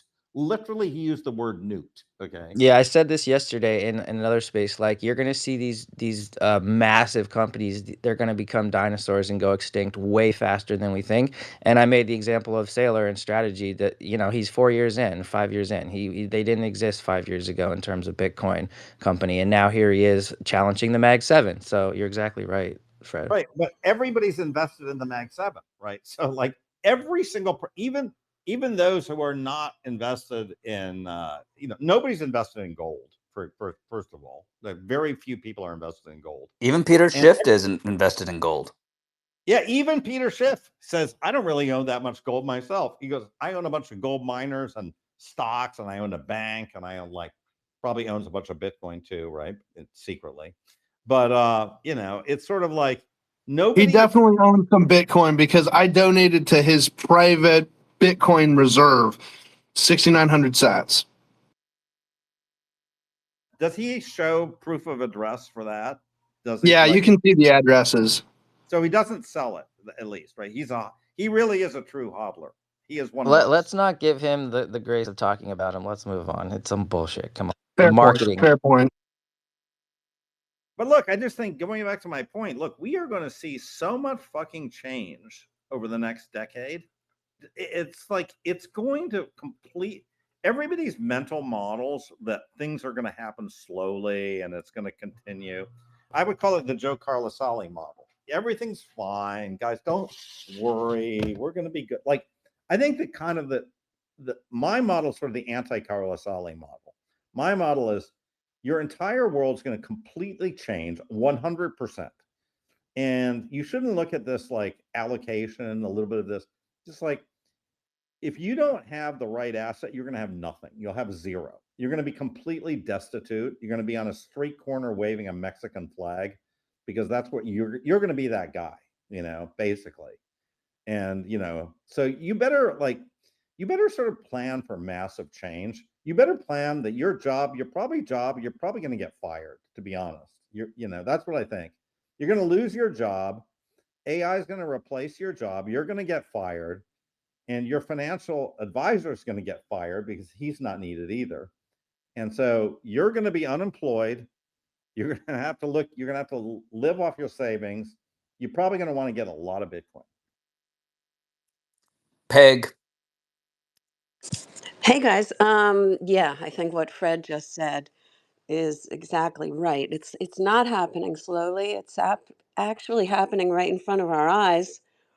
And I think the core of us in this daily meeting, I'm going to call it, um, I think we're more clued in than most people, but even we are sort of feeling it out, trying to help each other figure it out.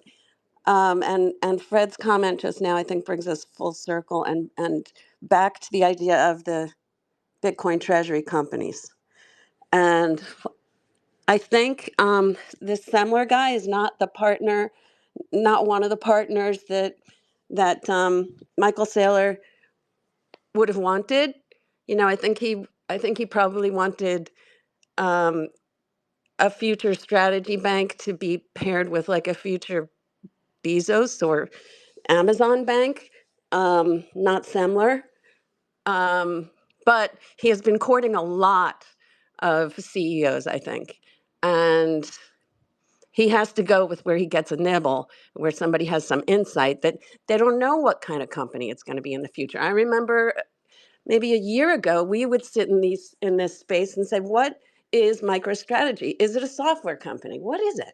What is it? Well, it's a financial products company of the future that we're just beginning to imagine.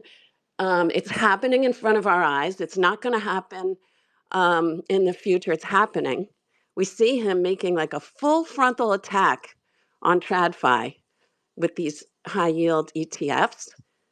And we know that they are scrambling. TradFi is scrambling. Little private conversations that I have with people who are in TradFi, sometimes here on X, sometimes in New York. We know that TradFi is scrambling, and also, coincidentally, I happen to know that some of the major banks had a lot of layoffs over these last few weeks of like high executive level. So they know that the landscape is changing. They don't really know how to respond. And the one guy who seems to have a game plan, I think, is Michael Saylor. And all the rest of us are in the right spot. Those of us right here in this space. But we're also figuring it out. What are these Bitcoin treasury companies? They may be the financial products of the future. The most abusive financial product is probably annuities.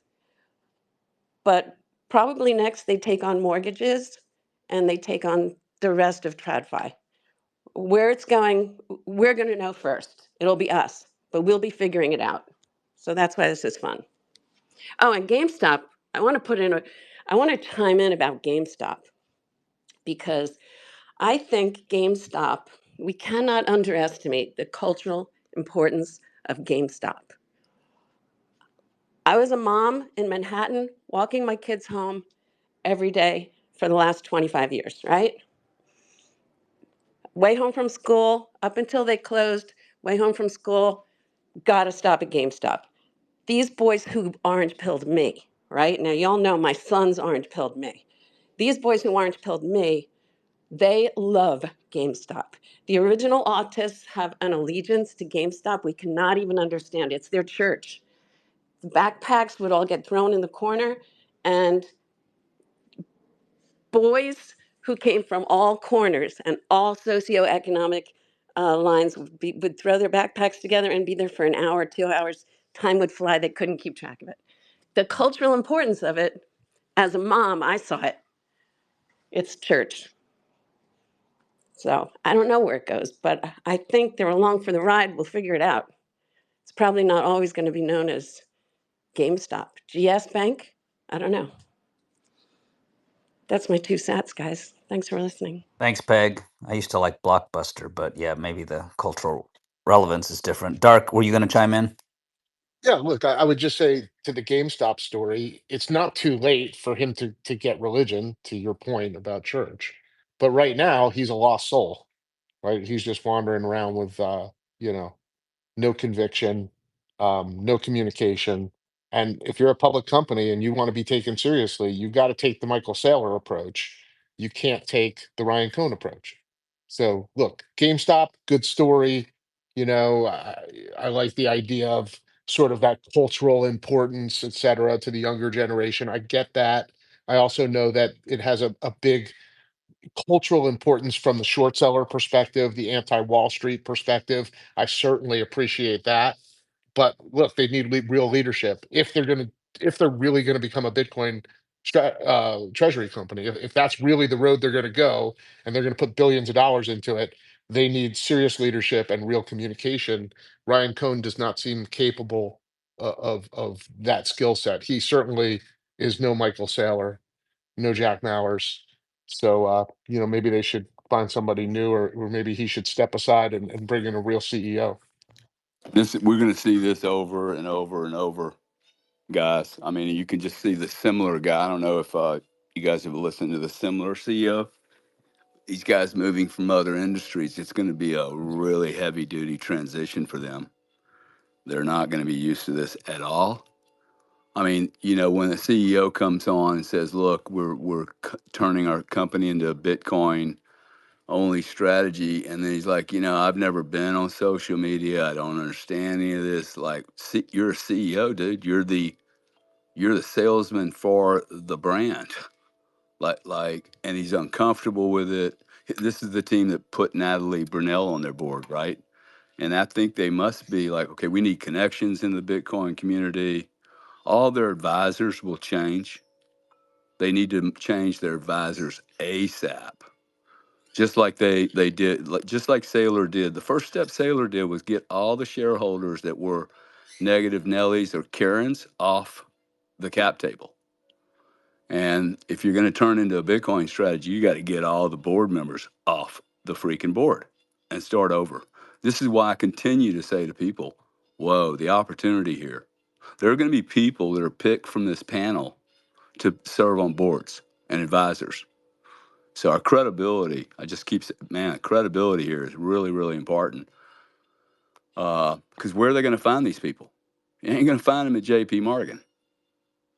I mean, they'll pepper these people in, but you need a board that's got like, if you're getting resistance at a board level, it's not going to be fun at all. It's going to be brutal. In fact, for the shareholders, that's going to be irresponsible for the shareholders. You just got to commit. And there's 300 out of 500 S&P Fortune 500 companies. 3 of 500 are looking at a Bitcoin strategy.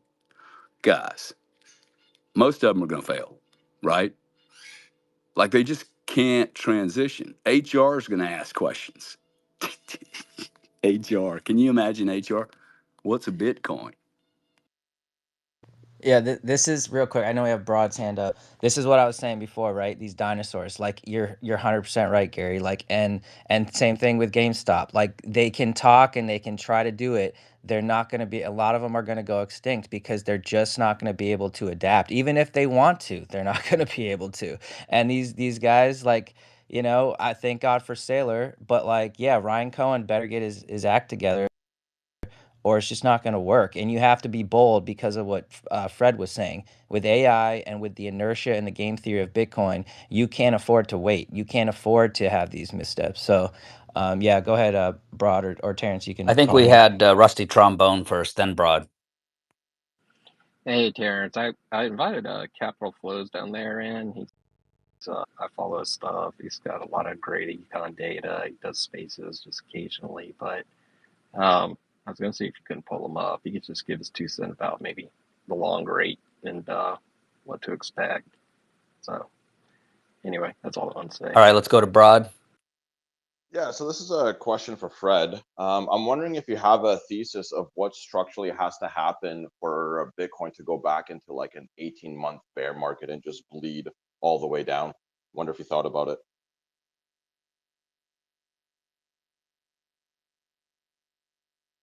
That was directed at Fred, Hey, Broad. while Fred's coming up with the answer, when you say bleed all the way down, what do you mean, man?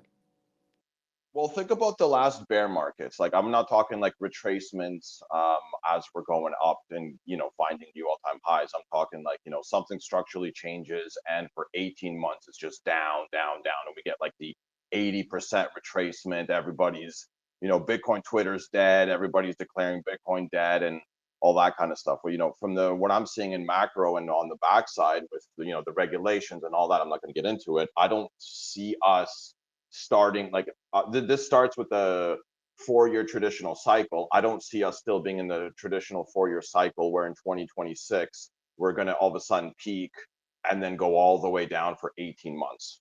That's what I mean. Thanks. Baker Well, boy. Fred looks like he's down. Can I take a shot at that, Terrence? Yeah, go Gary. Yeah, Fred just left the whole space. I think the question, quite frankly, is how high does it go? If it goes to 400 grand, we'll probably have a 80% retracement. But I personally think it's one. I don't think this pitch on, hey, Bitcoin's dead, will ever happen again. $2 trillion industries do not fail. Like, you could have said this at half a trillion or 600 billion, but I don't think there's any laboratory test that would suggest that a $2 trillion industry can fail. It's just too much momentum now. That'd be my answer. So to throw into that, like, yeah, let's say we peak at 400 or like, 700, a million, whatever. So do you see us having just a retracement more locally, like a shorter one, or do you think that could lead to, well, a long bleed down? I think in the next 3 years, we're going to have a lot of volatility both ways. If it goes straight up, nobody's going to sell. The sellers, in my opinion, that are holding a lot of old cheap coins, their families are the ones that are going to pressure them into seeing let's say it goes to a million, right? And guy's got 10,000 Bitcoin.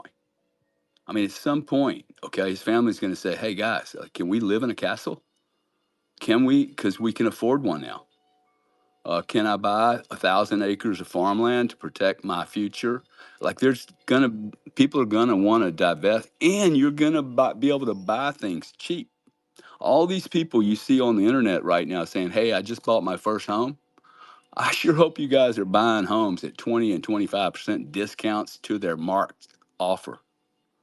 Like, that's what you should be doing. You have to, in order to buy a house, you got to steal it, or solve a problem for your neighbor or whoever's trying to sell it. I mean, it's not stealing if you're the only bid. That's the way I would look at real estate right now. Like, it has to fall in your lap and you have to be able to make money on day one, or you're not interested in it. It's a horrible investment.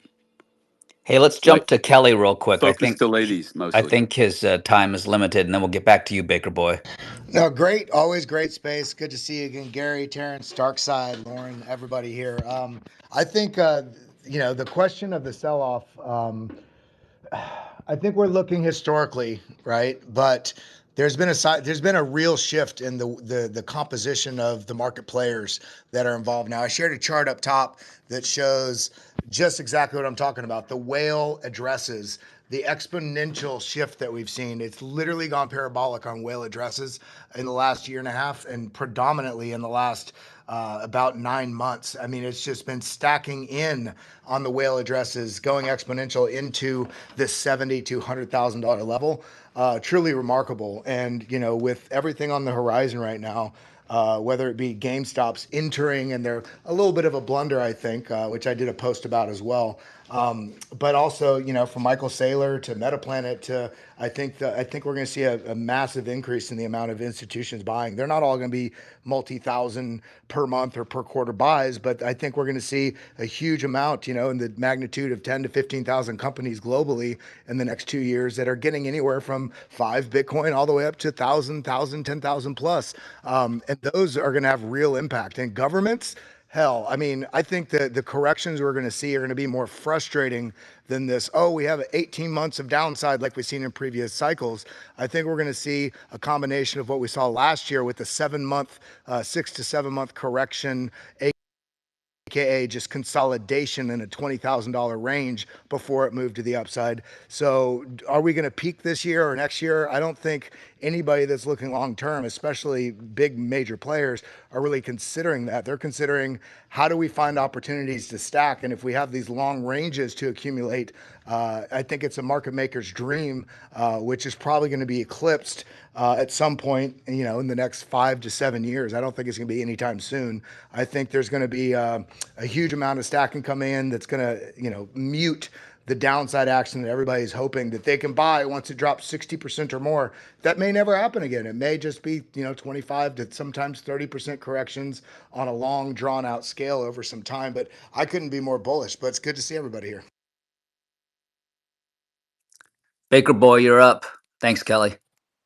Yes, sir. I'll riff on that a little bit. And like without speculating on price point of like where we're going in the general cycle, I tend to agree with Gary on that it could go up and then, retrace down. But we do have these psychological levels that matter to the holders. And, I was kind of speculating on this since probably a year back, but since before we hit 100K, I'm like, dude, when we get up to 100K, like there's going to be a lot of OG sellers, a lot of, class of 2016. They're going to start, shaving off and taking profits. And I think we're probably seeing some of that, right, with the whale addresses. And I think we could probably expect way more of that, when Bitcoin starts poking around at 1 million, because humans like round numbers. And then just on the other side of that, how is the Bitcoin market structure, is the trading structure, is the cyclical nature of it going to change fundamentally when the players change? And that might be what we're seeing. We might be seeing different type of player who isn't, a retail FOMO degen that, rides stuff up, plus 1,000%, and then rides it down, all over the place. Like we might be seeing a maturation in how Bitcoin behaves as we get a maturation of the players. So we have that growth on the one hand, and then on the other hand, we have the human resource lady, like Gary said, at GameStop or whatever wannabe Bitcoin treasury company that says, "Hey, what's Bitcoin?" And that's going to be the interesting psychological change that's going to have to happen, Overton window shift among the people, especially if we do get people in the White House using Bitcoin as a financial instrument for the country, which I would argue Trump's not a Bitcoiner. I don't think Trump understands Bitcoin, but but his dudes around him, Lutnick's, you look at Lutnick's holding, what percentage of his net worth is in strategy is insane. So there are definitely people up there that put their money in where their mouth is and are strong believers in Bitcoin. But we have this whole gap in between of, the HR ladies that say, "What's Bitcoin?" And so it's gonna be interesting for sure. Let's go to you, Feather. Go ahead, I just Kelly. wanted to add on that, because Gary was also mentioning about the price going up, high levels. People, some people in the family may be expecting to spend some of that money as it goes. But, we have to look, as much as I think, self-custody is absolutely the way. There's also, the financialization of Bitcoin, I think, is going to change the nature of how tops are shaped later as well. Not only the maturation of the type of players, but the ability for people to maybe not take a loan against their entire stack, but say, "Hey, I need to pay for my daughter's wedding or a medical treatment or buy a car or a house," using it as collateral rather than actually, having sell pressure in the market. So it'll be interesting to see how that does, sort of integrate into the process of, the way people are navigating the market. But all in all, we're still so early. I mean, we just entered Epoch 2 of crypto, following the ETFs getting approval. And now the second stage of that, chapter 2 of this Epoch 2 with the world stage now supporting Bitcoin. We're in for a hell of a few decades, that's for sure. Oh, it's going to be a wild ride. I'm having total deja vu here. I think it was Janet Yellen who said there would like never be recessions again. I mean, come on, guys. You know, Bitcoin goes into bear markets not because something's inherently like baked into Bitcoin. It's the people that overbid, that over leverage, that take more risk, that always results in a deleveraging event. It's also the world that is dominated by the force of chaos, the second law of thermodynamics, entropy. Hello. Next time there's a war breaking out or there's some other financial collapse completely outside of Bitcoin, Bitcoin is the 24/7 totally liquid capital that you can liquidate. So come on, let's not play games here. Let's not kid ourselves.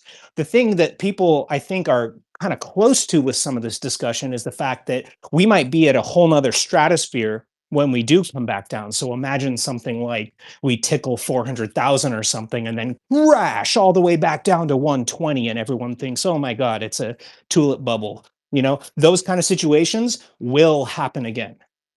They're not going away. All right, Feather, let's go to you. Then we've got Capital, and then back to Fred.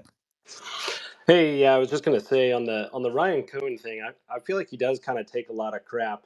I actually think that he might be one of the greatest 4D chess players of all.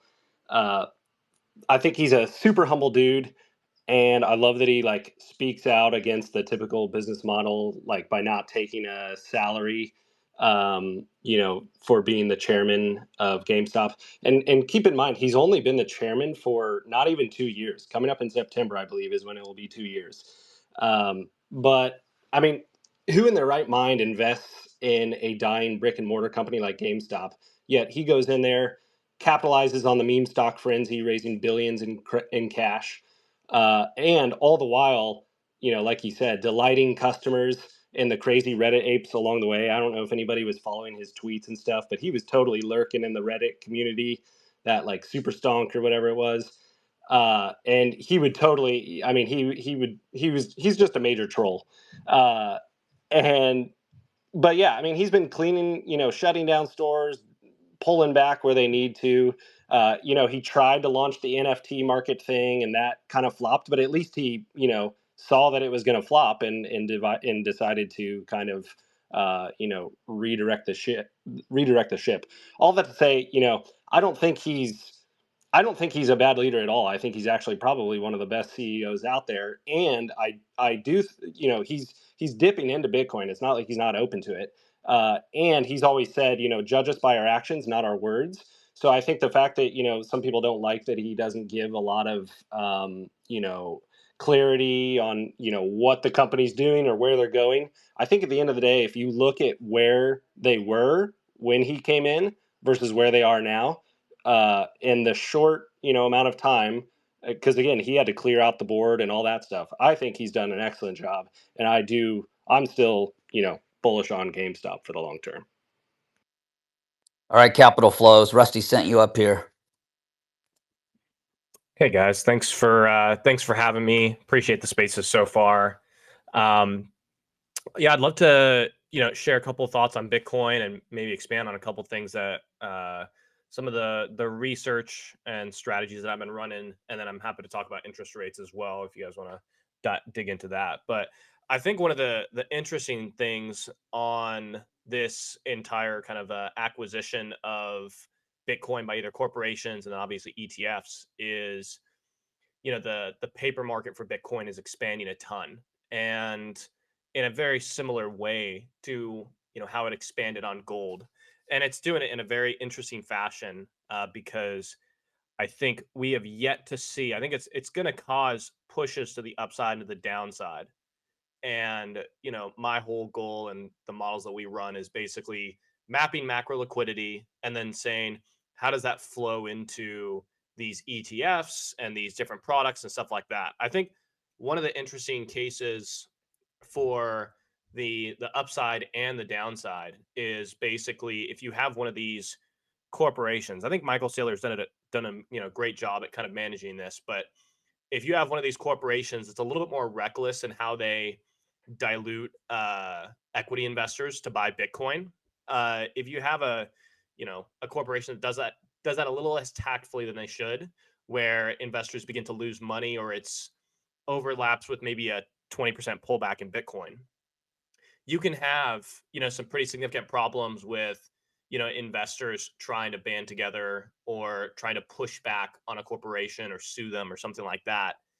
And if you have something go through like that and the market prices that risk, it can cause, the equity of that company to be able to drop, and then even potentially if they have to sell their Bitcoin, that'll push the Bitcoin market around. But I think that's one of the very interesting things, and the fact that we're seeing a lot more of the ETF flows. They're up and to the right. On net they're expanding, but it's very interesting because I think the money going into ETFs a lot of times is coming out just as fast, and I think we're seeing all the open interest for options. We're seeing tons of market makers, put a lot more volume across all the ETFs so that you have a lot more paper and money traded around, just these ETFs, because, these ETFs can create unlimited shares for people to, bet on without, buying the underlying right away. So, I think it's a very interesting situation because you're, financializing Bitcoin, and you're having the type of moves take place. What we've seen basically is when you financialize a product more and more, basically when you have all the open interest across all these products go up and people are betting on them options and they're able to hedge their risk differently. And you see stuff like, MicroStrategy short interest is, I think, almost at 100% because people are shorting against other financial products.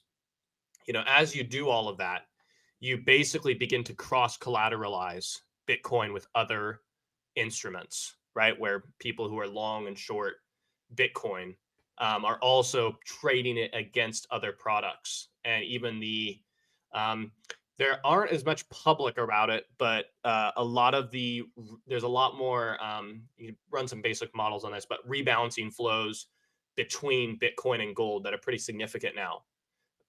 And that's why you're seeing the correlation, diverge and do some interesting things when we move risk on, risk off in equities. So I think there's some, really interesting stuff taking place. I think the entire microstructure of the market is changing, where a lot more expression is around these financialized products, and more and more transactions are not even being done on chain now. I think from all the testing that I've done, all the Glassnode data is kind of falling by the wayside to actually predict the price anymore. So I think that all of those are very interesting to get kind of like set up for these moves that are happening in Bitcoin and how they connect with interest rates and stuff like that. So I think it's a very interesting market we're moving into. Yeah, just to correct a couple things. MicroStrategy short interest is about 10%, not 100%.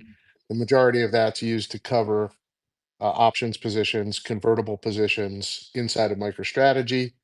Market makers do not add to the options paper. They simply fill the paper. Majority of that paper in MicroStrategy, well, not majority, but a good piece of that paper in MicroStrategy comes from MSTY. That currently is $5 billion. The MicroStrategy options market is absolutely gigantic. It's actually bigger than the actual the notional value is bigger than the common stock. Um, just wanted to make some corrections. Fred, what are you thinking? Yeah, I'll push back. Yeah, my apology. I misspoke on the short interest. I was thinking about another product. That was my mistake.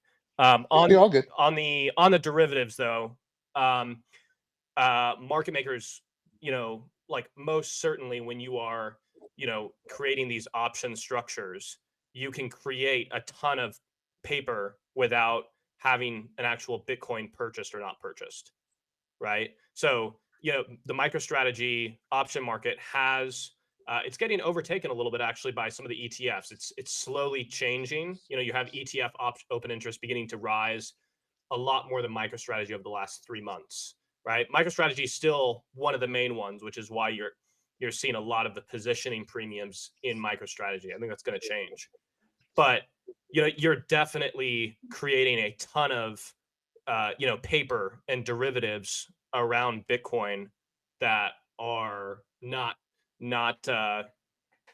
directly connected to buying and selling Bitcoin, right? Yeah, I mean, to that point, the paper Bitcoin market is something I scream and yell about all the time. So you're absolutely correct on that front. Fred, Yeah. what's going on, brother? So look, listen, I think one of the things I'd like to point out here is what Saylor has been, one of the most interesting things Saylor said over the last week, I think, was, hey guys, we're not going to have another Bitcoin winter. We're now kind of going into a move up steady.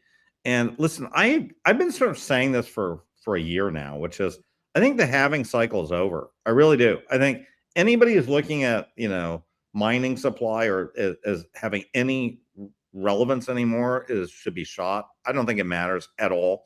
And what I think is very likely is that we are going to see the cycle that's important now is that I would call the hard money ETF cycle, which we've seen exactly one, right? We have seen the gold market go up. And if you look at gold and I was involved in the gold ETF at launch, okay, in 2004, I kind of got heavy into that thing.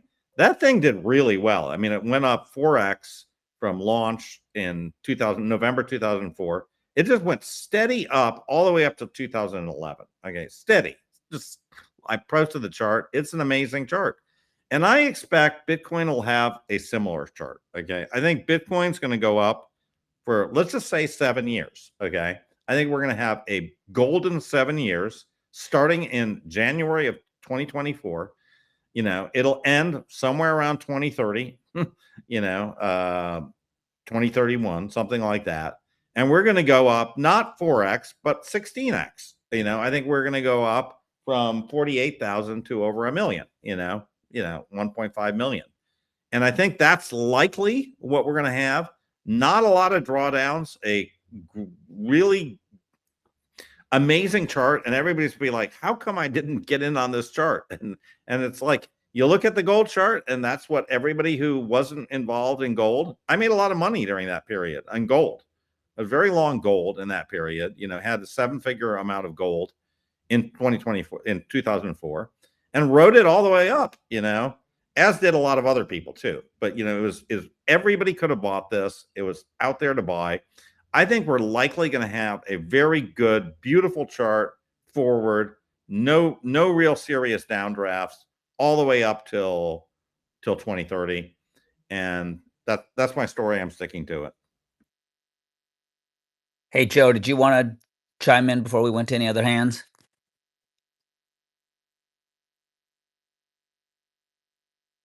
I can't hear Joe. Can you guys? No, I cannot hear Joe. Joe, if you can jump. Okay, he'll come back up. Hey, Puncher, let's go to you, and then we'll go to Broad and Nick. Hey guys, Fred, I don't disagree, but what in 2030 caps it at 1 million? I mean, if you think about the finite nature of Bitcoin and the continuous spread across all store value asset classes, Well, I just think that the institution, there's a story that's happening now, which is institutional adoption, right, of Bitcoin. So I think we're going to get this story played out. It's going to take 5 years for everybody and their brother to start owning Bitcoin in their 401ks and their Schwab accounts, everything, right? We're at the beginning of this, right? And I think that, that story will hit its first, like, well, okay, what else is new, in about 5 years. But right now, I feel like the big story in Bitcoin is institutional adoption, right? It's not retail. It's not people buying retail Bitcoin at Coinbase or River or Unchained. That's not the story. The story is institutions buying Bitcoin and people retail buying it through ETF product, right? So I still can maintain that the ETF story is the new story. I think the story is going to be new for 5 years. I think it's going to have we're going to be in this bull market story of institutional adoption for quite a while. I think what brings us to 1 million. And at that point, we can start talking about bear markets. And And I'm completely with Saylor when he says, yeah, you know what? We might have a $200,000 Bitcoin correction once we hit 1 million. Great.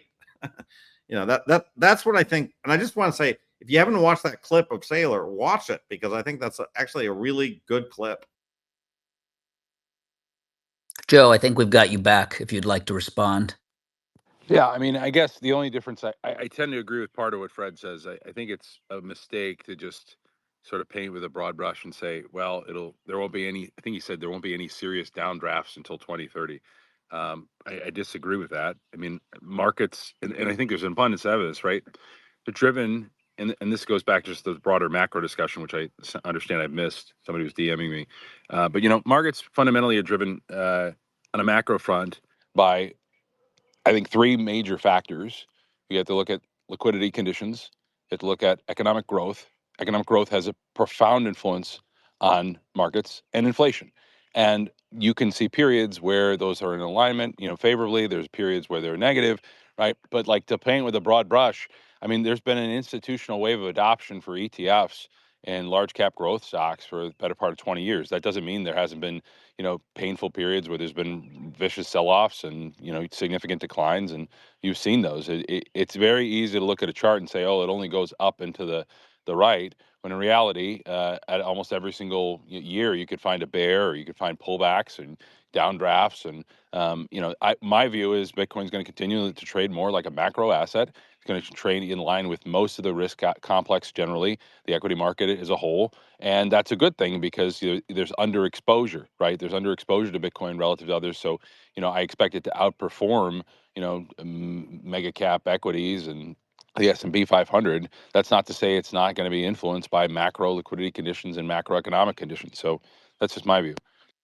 Well, Joe, something to consider. I mean, it is a finite asset, right? Unlike any other, there are no other finite assets, and that adoption is going into what we'll call diamond hands, right? Like when strategy buys, they're never selling. I mean, we can argue that, I guess, but pretty much these institutional sovereign buyers aren't selling.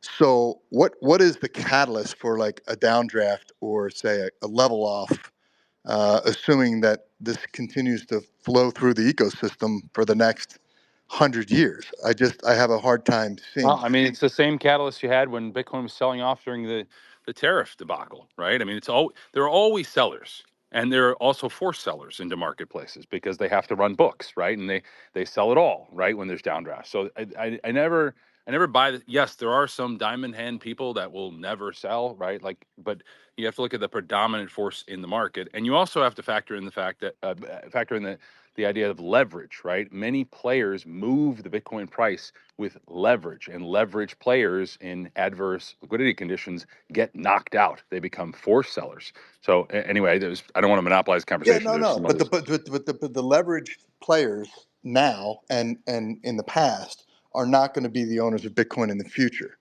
Like sovereigns aren't leveraged players that are forced to sell, nor are companies like Strategy, generally speaking. There's very little sovereign buying. Okay, very little. Okay, I'm not going to say no, but there's very little evidence of sovereign Yeah, I'm buying. projecting into the future, of course. Yeah, I mean, if I anything you could project in the future about something that may happen, right? Like, okay, well, I'm talking about the Bitcoin market as currently constituted. What do you know, Joe? Well, how do I know there's no sovereign buyers? Is that the question, honestly? Yes. Yeah. Okay. Well, for most countries, right, they report holdings. So I can tell you the entire EU, the exposure from Bitcoin in terms of buying, there's nothing there. Okay. Like they don't own Bitcoin. The EU's broke. Okay. I mean, you're just Short of asking. level, short of any money I we mean, give if them. you're They going, should be buying oil, not they should be yeah, trying to help their I citizens. know that as of yesterday, press release, right, the U.S. is not buying. So, I mean, the U.S. isn't a sovereign buyer. The U.S. may have some Bitcoin on its balance sheet, but they're not buying. So, I mean, you want to talk about officials in the government coming forward and saying, Cynthia Lummis says the government should be buying Bitcoin. They're We not. know, I Well, mean, we they're know not allowed Norway's the to. largest sovereign wealth fund. They're buying Bitcoin. okay, that's fine. That's why I said some, and I didn't say none. I I don't know, know if but you were these are some of the listening, wealth. but I said We're talking some. about the wealthy. Yeah, and they hold in. Inside that sum are Okay, some of the so wealthiest countries on the planet so Earth. just put in comparison the amount of Bitcoin purchased or plans to be purchased by Norway is about 0.5% of the gold holdings that they have, just for context. So yes, you're true. They also own soybeans, and they also own corn in Norway, and they also own various other commodities for strategic purposes. So you're correct. Yeah, I'd be looking more at the GCC. I think the Eastern countries, the countries with trade surpluses that actually Look, have sovereign wealth yeah. Look, funds. well, look at China. How much Bitcoin does China hold? No idea. I know you don't have any idea either. How much gold do they own? We have no idea. We do have an idea based on some of the official estimates we have for their gold holdings. So Yeah, you can say yeah. they're Well, wrong, but we do have an idea of the gold. yeah, Yeah. there's estimates that are four Yeah. So times what they report. So. okay. I mean, that's fine, right? I mean, if you listen, all I know is that the price is the truth, right? And the price shows Bitcoin stagnant for 6 months. It's basically been the same exact range. It's just reality. So I don't know, what does Capital have to say? I didn't hear. I always appreciate your takes. Yeah, I mean, I'm on the same page with Joe. I think the fact that you have the thing that will get the price from 100K to 1 million is new buyers coming in, right? Those new buyers are fundamentally different than the buyers that have been holding for the last, 10 years, right? Those buyers, like I said previously, are buying because they're specifically cross collateralizing the assets and either having it in a portfolio or an allocation or something like that. And every single buyer has a reason they're going to sell one day. Every single one of them. People will say that, well, I'm not going to hold it for this or that. But at the end of the day, when, someone comes to collect from you because you have a liability or you have something that you need to pay or you get a margin call on your life, whether it's your income goes offline or a, country isn't able to like have their entire trade account surplus, and the US stops importing because we go through a recession or whatever that might be, and they stop making money, what happens? They always sell assets, always. So I think the asset, anytime you're pricing an asset in dollars and you're holding it in a portfolio cross collateralized, then you're going to have significant selling pressures through different periods of stress. It's just impossible not to have that. And I think the fact that you have the view that, and I agree with this, I think that if you want the price to go from 100K to 1 million, right, you need people to actually come in and buy it who are not the fundamental hodlers and things like that, right? Sure, ETF flows are going to help, they're going to have some allocations and stuff like that, but again, those are going to get rebalanced, right? You're going to have a lot of different types of players in the market that are going to be moving things around, and it's going to function just like the S&P 500.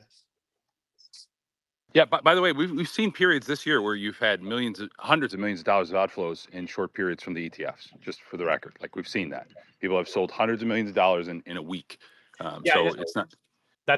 It's actually why the types of moves. So if you do just a basic study on the types of moves that occurred in Bitcoin year to date, or I would just say over the past 2 years, that they're actually fundamentally different than the price moves that occurred in the 2017 cycle, in the 2021 cycle. They're fundamentally different because you have a much more efficient market for leverage, and then when you add more products, you compress the ranges that you're able to have, which actually consequently typically takes returns and brings them down because you have less wider swings to the upside and to the downside as you financialize something even more and more. So I think the more you have that, the more you're going to have it really just function like gold, because there's still a limited supply in gold. Yes, there's float added to it every year. There's we still have Bitcoin being added every year, but the gold market and how it functions, I would say it's in one sense a good comparable, because you see actually sovereign, to your point, sovereign wealth funds, nations, whatever it might be, the actual players who control the currency, who are the biggest buyers in the world, they're the ones that are buying it, right? And you still see the price of gold going all over the place, right? Sure, up and to the right, but it's all over the place, and it is correlated with all of these different different types of flows. Yeah, but capital isn't gold over and above the 2%, added amount of gold every year.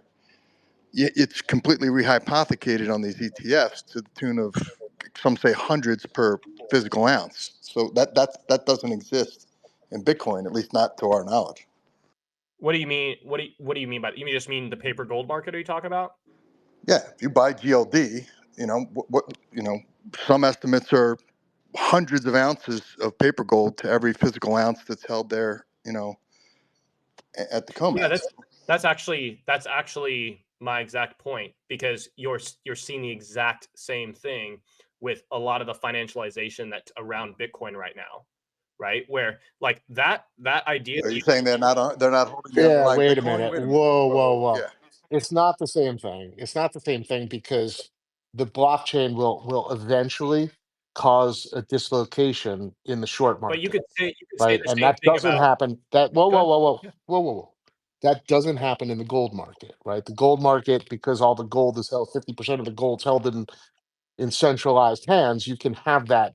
You can have that play out. That won't work in Bitcoin. What's going to happen in the Bitcoin market is eventually we're going to get to a point where the futures, the perps, they all dislocate from the spot Bitcoin price, right? They're all going to go down versus spot Bitcoin because those that want to hedge it can't find real Bitcoin to short, So right? You'll see a short squeeze set up in IBIT, right, where puts begin to expand, calls begin to contract, right? And the conversion will trade out of line. Like I've seen this movie play out, would you right? say Like that? this Bitcoin is Would you different. say that if people in the gold market went to go redeem their GLD shares or any other derivative and settle it in physical gold, would you say that that's not possible, or they can't do that, or that wouldn't change the underlying physical supply of gold?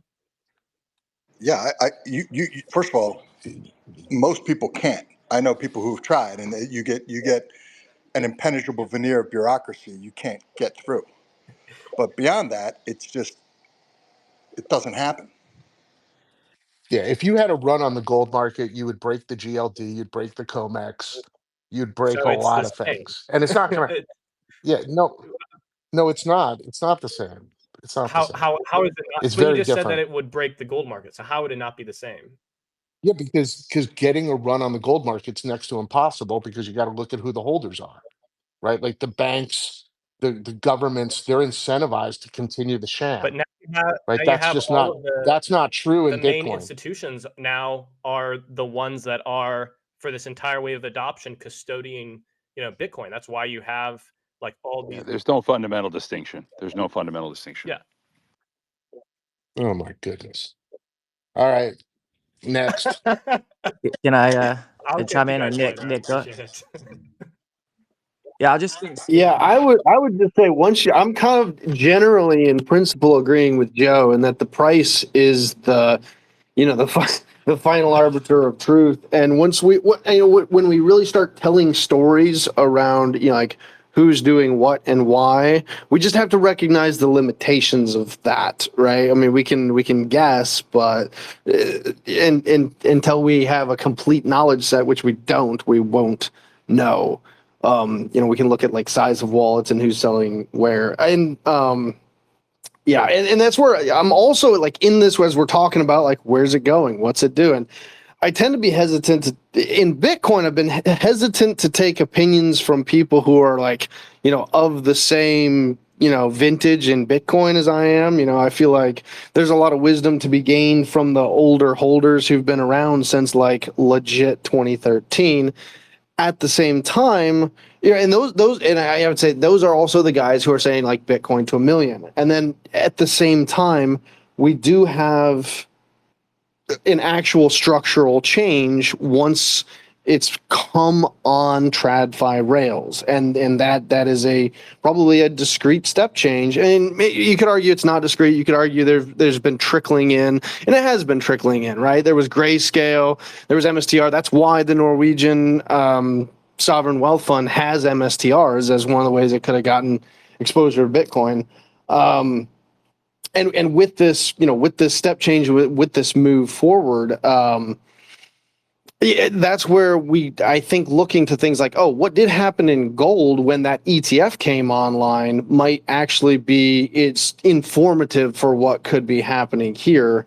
And saying something like, based on projections, it looks like Bitcoin is going to 13 million by this date.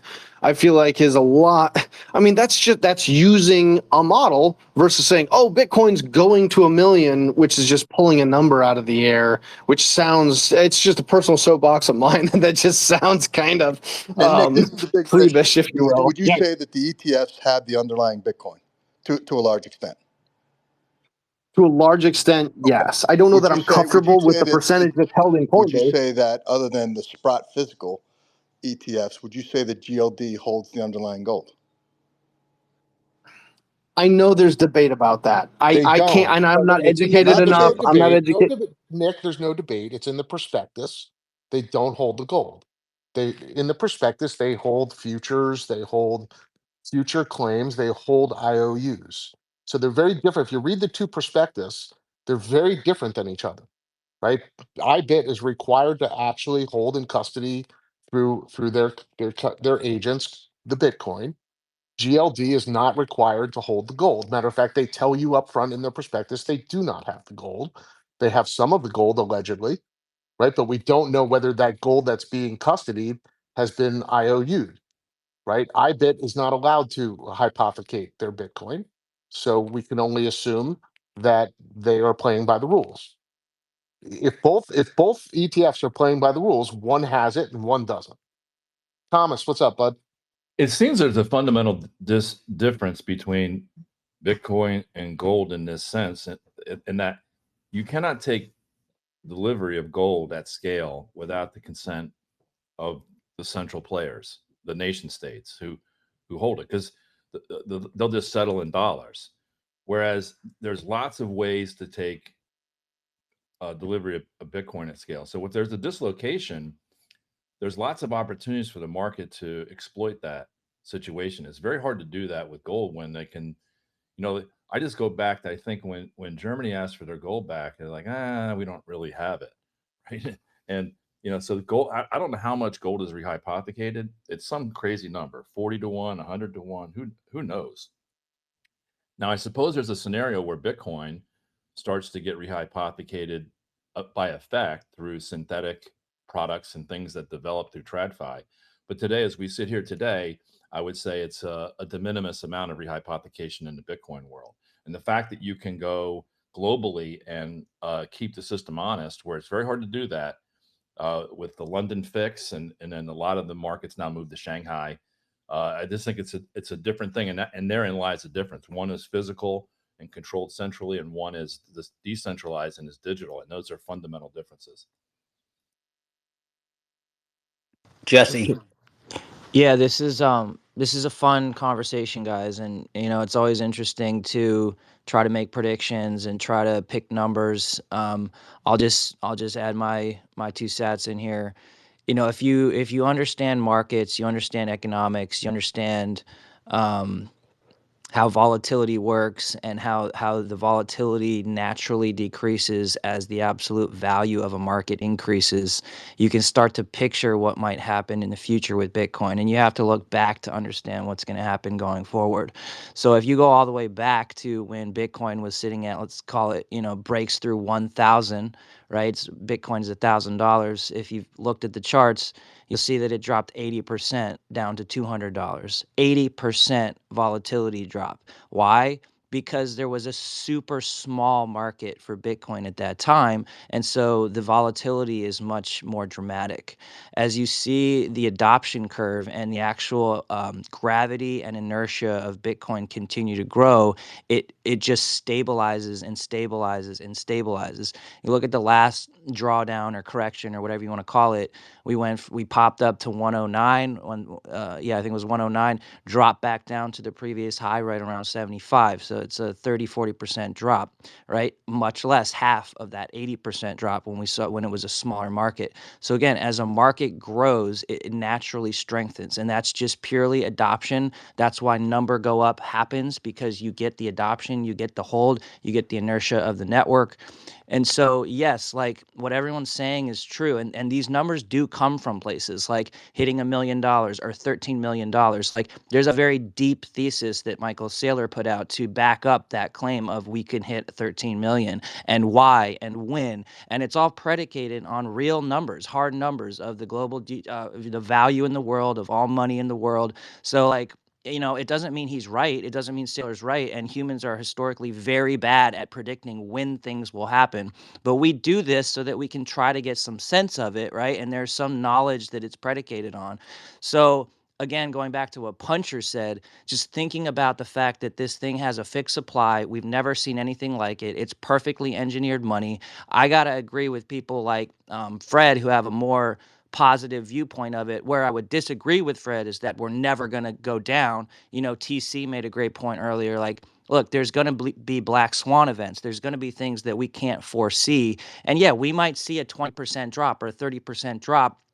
And if you think about the absolute numbers, right, if we're up at $1 million, you're talking about a $200,000 drop, which in absolute numbers hurts. It's a little painful. But at the end of the day, I believe these percentages are going to continue to decrease as the market continues to increase the adoption curve. That's all. That's a lot of fiat numbers. Let's go to Joseph. Yeah, I just double checked this because I wanted to make sure it's accurate. I posted in the Nest the GLD prospectus, which explicitly bans them from holding futures contracts. So I don't know, Derek, if you have a source for your claim that the prospectus says they can hold futures, but it's right in the prospectus. They have to hold spot gold. So I think that was a misstatement of fact when you said that earlier, unless you have a source. Yeah, let me get it for you. Yeah, and I'm staying out of the gold thing because I'm not deep in that like you fellas. The only thing that I was saying was, as we're observing a possible shift in how the Bitcoin market behaves, could we also see a similar type of, like Fred was saying, could Bitcoin behave kind of like how gold did when its ETF was launched? But yeah, I'm not getting into the do they have the gold debate at all. I think if anything, it's going to perform better than gold, again, because it's an apex predator asset and is better in every way than gold. So I'm very bullish on seeing a chart like gold back then, but even better. Joe, that's the Commodity Exchange Act. That's not the GLD prospectus. Correct?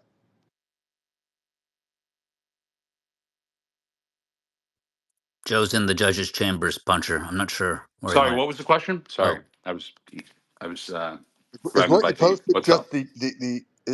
is that from the prospectus or is that from the, Yeah, the prospectus. because it says, it just says the Commodity Exchange Act. It doesn't reference the GLD No, ETF. it's from the prospectus. It says the trust is not registered. It said the trust will not hold or trade in commodity futures contracts. So it's telling you that we can't buy these futures contracts right in the prospectus, unless there's a updated one or something else that Dark is referring to.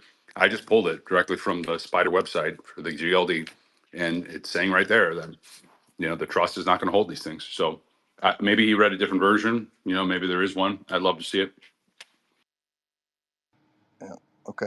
Thanks. But my understanding of his statement, it says right in the prospectus that Yeah, you can. so I'll read it from the prospectus. The structure allows investors to gain exposure to the price of gold without the need for physically holding or storing the metal themselves. The fund's price is designed to track the spot price, less its expenses. It's identical to the You can Bitcoin read it. ETF.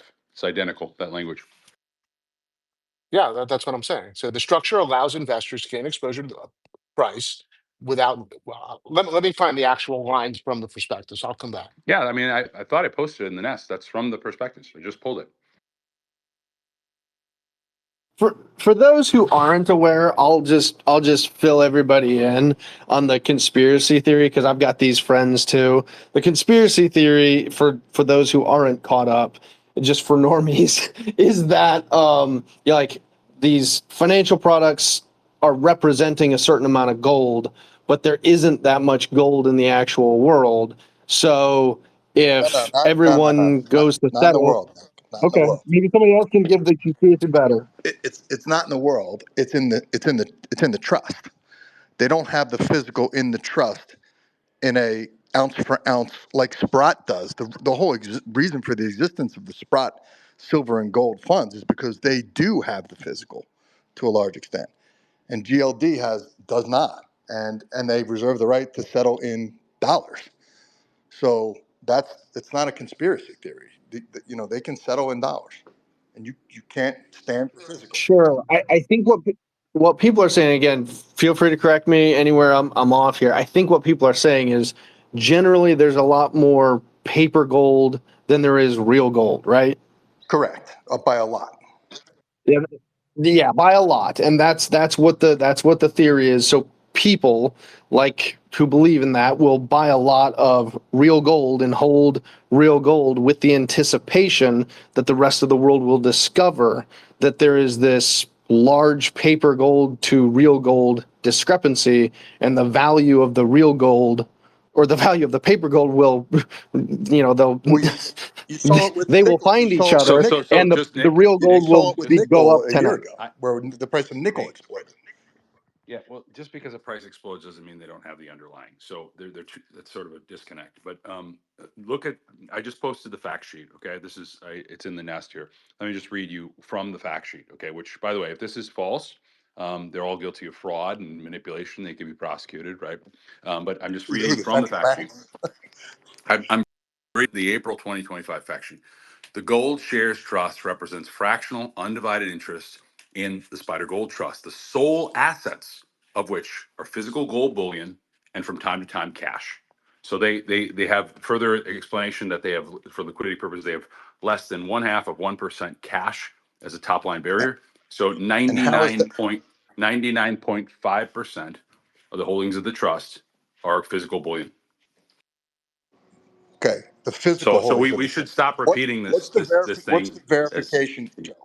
What's the they verification have mechanism? auditors and law firms, just like Michael Saylor said Oh, for his okay. holdings. They have auditors and law firms verify. That's the verification. Which, unless you think Michael Saylor's a fool, he said that's No, it doesn't have the anything to do with Michael Saylor. I don't think well, Michael he Saylor's a said the fool. same thing about his holdings. He said, look, we got auditors and accountants. That's the gold standard. The top four accounting I firms. know. I do know what he said. Yeah. So I mean, you can say that's nonsense and take the So maxi you're line, but asserting. So just to be clear, you're asserting that the GLD has the underlying physical of per share. That's your assertion. I'm not an attorney representing the trust, but I respect the attorneys and accounting firms that do. So yes. Okay, I'm going to hold a spaces on this with some experts, and you're more than welcome to join. Yeah, let's And do I'll it. do that in the very, very near future. I And think it'd be a good topic. this whole conversation is just yet again another argument toward Bitcoin, because there's only one immutable ledger of Bitcoin, and it's just like, yeah, Saylor can say what he wants to say, but at the end of the day, like, there's just nothing you can do to escape that immutable ledger. And so Yeah, again, over but time, Jesse, hang on a second, Jesse.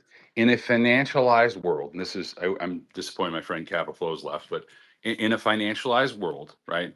We know that the majority of Bitcoin, and you can go back to Hal Finney, he said this is going to be held by institutions. And yes, you can see all the Bitcoin on chain, but the reality is you're probably not going to get on chain analytics for every single entity that holds Bitcoin to know that they actually hold all the Bitcoin they purport to have. That's probably never going to happen, guys. And nor Yeah. should it, for a variety of reasons. Yeah, and the whole reason for owning Bitcoin and physical gold is it is final settlement. I have no counterparty risk. It's beyond me, other than they don't want to physically store a box of gold at home. Why somebody would hold GLD? You've just assumed a mountain of counterparty risk. For what's the point? yeah, I'm not Well, disagreeing is with you, Joe. counterparty risk always a bad thing? Is that always a negative thing? No, In I'm Unless not you're in this disagreeing world, with you, Joe. I mean, to the extent that I have my personal store value, yeah, I think so. It's not a good idea. Go ahead, Nick. why is it not a good idea under any circumstance? I didn't say under any circumstance. I said as my store of physical value, like Yeah, so we can agree that perhaps you don't want. because I don't understand, Joe. If you owe me money, cash, but you've taken that cash and you've spent it on something. You've got 6 layers of counterparty risk. I'm not necessarily aware of the 6 guys beyond you that I have counterparty risk to. So I Yeah, think I just hit go. okay, but we can agree, right? There are situations where you don't really care about counterparty risk, or it's kind of a de minimis risk. Like, give an example, right? If I hire a contractor to go fix my roof and I pay him a down payment, he could owe money all over town. He could owe hundreds of thousands of dollars, and he could just scam and run and take my money, right? I'll suck. I'll be out my deposit, right? But at the end of the day, is that going to really change my life that I gave him a few grand to put down in deposit? No. So I don't really care about that counterparty risk. Now, to your point, if it's my entire, net worth, yeah, I do care. Like that's a sort of a degree of risk I'm not comfortable with, having that much counterparty risk. I would But counterparty risk in itself is not, something that we have to always I avoid. would say that We're human beings. We're going to deal with one no, of another. course, in day-to-day interactions, of course. What I'm saying is, in a hyper-financialized world that is debt-based, right? The further that goes, the more and more your counterparty risk is expanded. I agree. And that's why, to me, and I've said this consistently for years now, like the big thing that I appreciate is that when the counterparty risk gets extreme and banks grow insolvent, the government is then forced, by virtue of too big to fail, to come in and step in and save the system, right? I don't like that. I think that provides a perverse incentive for market participants to play fast and loose with the rules. So, to me, one of the biggest advantages of Bitcoin is if it provides an alternative collateral to the treasury market, and banks and other major entities go insolvent, there is no bailout. They know there's no bailout because you can't print the Bitcoin. So to me, that little nugget of improvement is so important. And I think the world would be a lot better place if we knew that there was real skin in the game, if banks and other entities, shadow banks, got over their skis. Yeah, and this is just another version of the 1.5-year-old disagreement we've had, that I think we're getting toward the end of the current system, and you don't, and that's fine. We disagree there, but I think that the risk you are taking in having yourself exposed to these types of counterparty risks, not the guy who's painting my roof, but stores of value, are more and more significant, and that's it. And that's why I own Bitcoin and gold, Yeah, but physical gold. I would argue you're everybody in this room, even if you hold every sat in cold storage, you're still exposed, because if there's a societal breakdown and everything goes to hell and falls apart, it's not going to be a pretty world to live in. Yes, you can clutch the Bitcoin under a bridge, but you're not. It's not going to be comfortable. So like everybody is exposed. You may not be financially exposed. From a societal perspective, you are Oh, exposed. We totally. all are. But I'm going to be less exposed than the guy who doesn't have Bitcoin coin and physical gold. Yeah, I agree. I will emerge from that disaster in much better shape. Let's go to Broadsword. Sorry, you've had your hand up for 53 minutes Oh, now. all good, all good. I'm loving the conversation, so I don't want to interrupt. Hey, Joe, this is for you. On the paper gold topic, when Lehman Brothers went under, apparently there was contracts that had like 50 plus owners or claims on it, and then they were just told to figure it out in court. I want to know what your opinion on that is, adding it to the whole gold and paper Bitcoin and stuff. Thanks. Yeah, I mean, listen, this has already transpired once through various bankruptcy filings, in the crypto space, right? Go study the bankruptcy filings of FTX, Voyager, numerous other entities, some of which my firm's involved with, so I can't go too deep into it. But I'll just tell you that, this is not some abnormality. This is not like some deviation from typical exposure to multiple players who assets are cross collateralized, like global flows are saying, capital flows are saying. The reality is that when you develop a book, if you're a bank, okay, your books are going to be cross collateralized, and you're going to owe far more out than you actually have in your reserves. There's not a single bank in the United States, just for your reference, and this is banks, heavily regulated. It's how the system is designed, right? There's not a single bank that, if everybody rushed in the door and said, "Give me all my money," could meet that obligation. No, nobody. They stress test it for, like, let's pretend 20% of the population's unemployed. What would happen there? But there's no entity that could survive that, because the whole nature of the activity is one in which you are, in a certain degree, leveraged. You're a leveraged player, and Does I that think include you're. Joe? Does that include bullion banks? course, absolutely. Yeah, That's what I why they have thought. but that's why they have a futures market. So like the whole idea behind a futures market is, and as you know, Dark, and this goes back to producers, and you wanted to be able to hedge. It's a The whole world, if you think about it, is like we're all engaged in business activity, and we want to figure out ways to offset risk, whether that's credit risk, whether that's key man risk, whether that's a business risk, downturn risk. Like we all the world's trying to figure out, like, how do we offset risk. And what Bitcoin does, which I think is very attractive, is it eliminates some small degree of risk. It doesn't eliminate all risks, but eliminates some small degree of risk, which is a huge improvement in my opinion. So Joe, with everything you just said, Joe, could you hold on. speak to? Yeah, go ahead. So with Joe, with everything you just said, how does that not take confidence out of your wings that you understand how they're reapothecating and doing all that on the back end? It's not about confidence. I mean, listen, there can always be players that are, over their skis, right? I said that earlier. The question is, like, is that abnormal? Is that unusual? And it's kind of like one of those things where I look at, like, there are indications of stress in the system. You can look at objective criteria, not different than a patient, right? If a guy starts panting as he's walking down the street, just very casually, you're probably like, your cardiovascular system's not really healthy. Similar to the banking system, right? Like, we can get little glimpses, and we don't know everything. Can never know everything, but the key is, like, we're going to make a probabilistic bet as to the safety and security of the system right now. And I think based on the objective criteria I look at, which could be totally wrong, by the way, I'll fully stipulate that. I don't see signs of overt stress. I don't see signs of it's about to all fall apart and go to hell. It could. I'm not ever saying it's impossible, but we have to make judgments all the time based on probabilities and based on the limited information we know, right? That's the old Donald Rumsfeld. There are known knowns, unknown knowns, and there are unknown unknowns. I don't spend a whole lot of time thinking about the unknown unknowns simply because you can't. They're too difficult to quantify. I focus on the first two, the known knowns and the unknown knowns. Those are the two things that I think the majority of people should build into their models for the world. And the civilization could collapse tomorrow. As Dark could be totally right. Everything could go to hell. To me, I don't really spend time thinking about that because there's not much I can do. Well, if the banks are in trouble, they'll just print more money, so it'll be fine. That's also should be factored into your, known knowns, right? We know that we're not going to let society descend into chaos. It's not going to happen. There's going to be efforts, and they could be very draconian, militant, martial law type efforts. I'm not saying it's a good thing, but I would bet heavily against everything blows up and policymakers don't respond.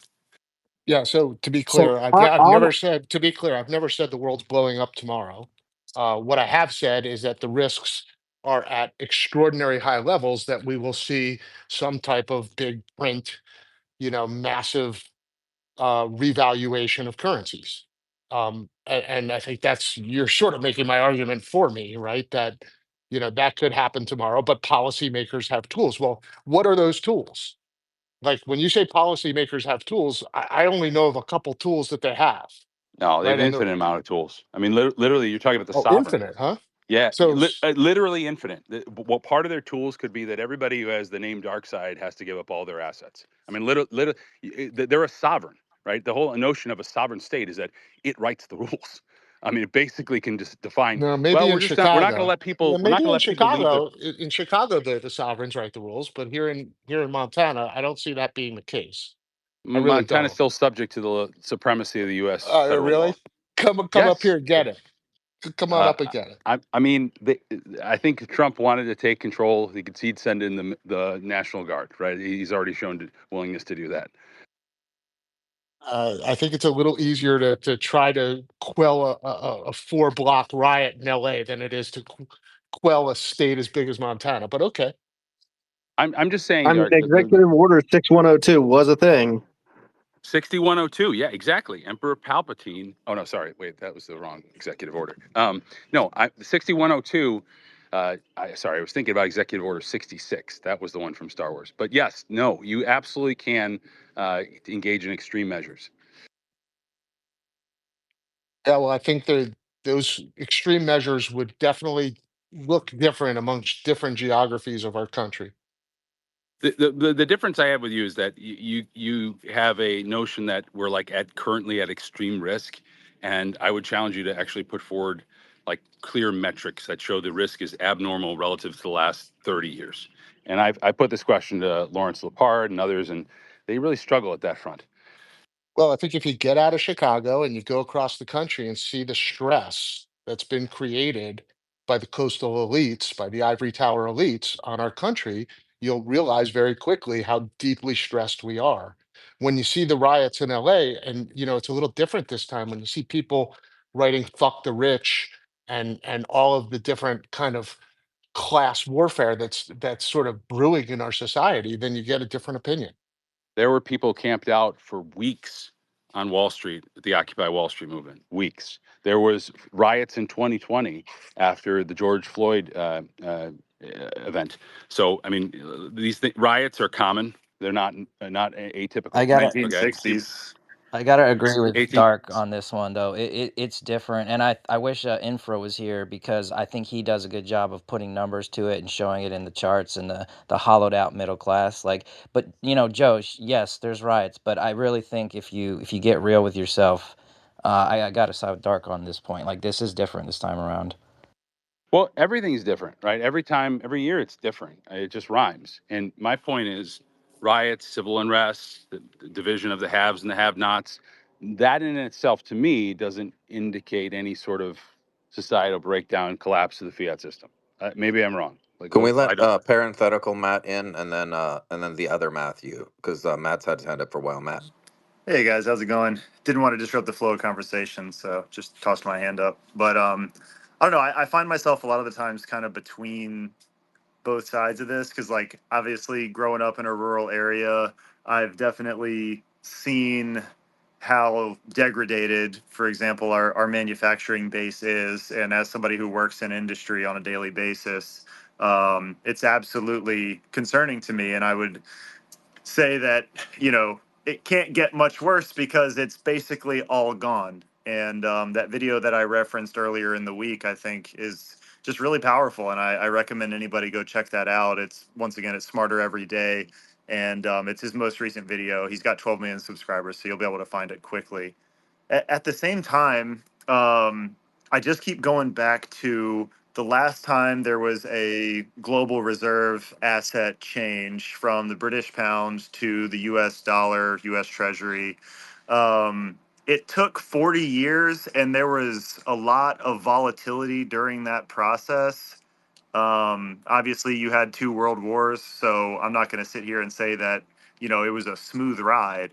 But at the same time, the whole system didn't collapse. Things just reorient, they get renegotiated, they change. And for the average person living on Main Street, I mean, yeah, there were times where there was rationing. You weren't allowed to go buy something from the store if you wanted to.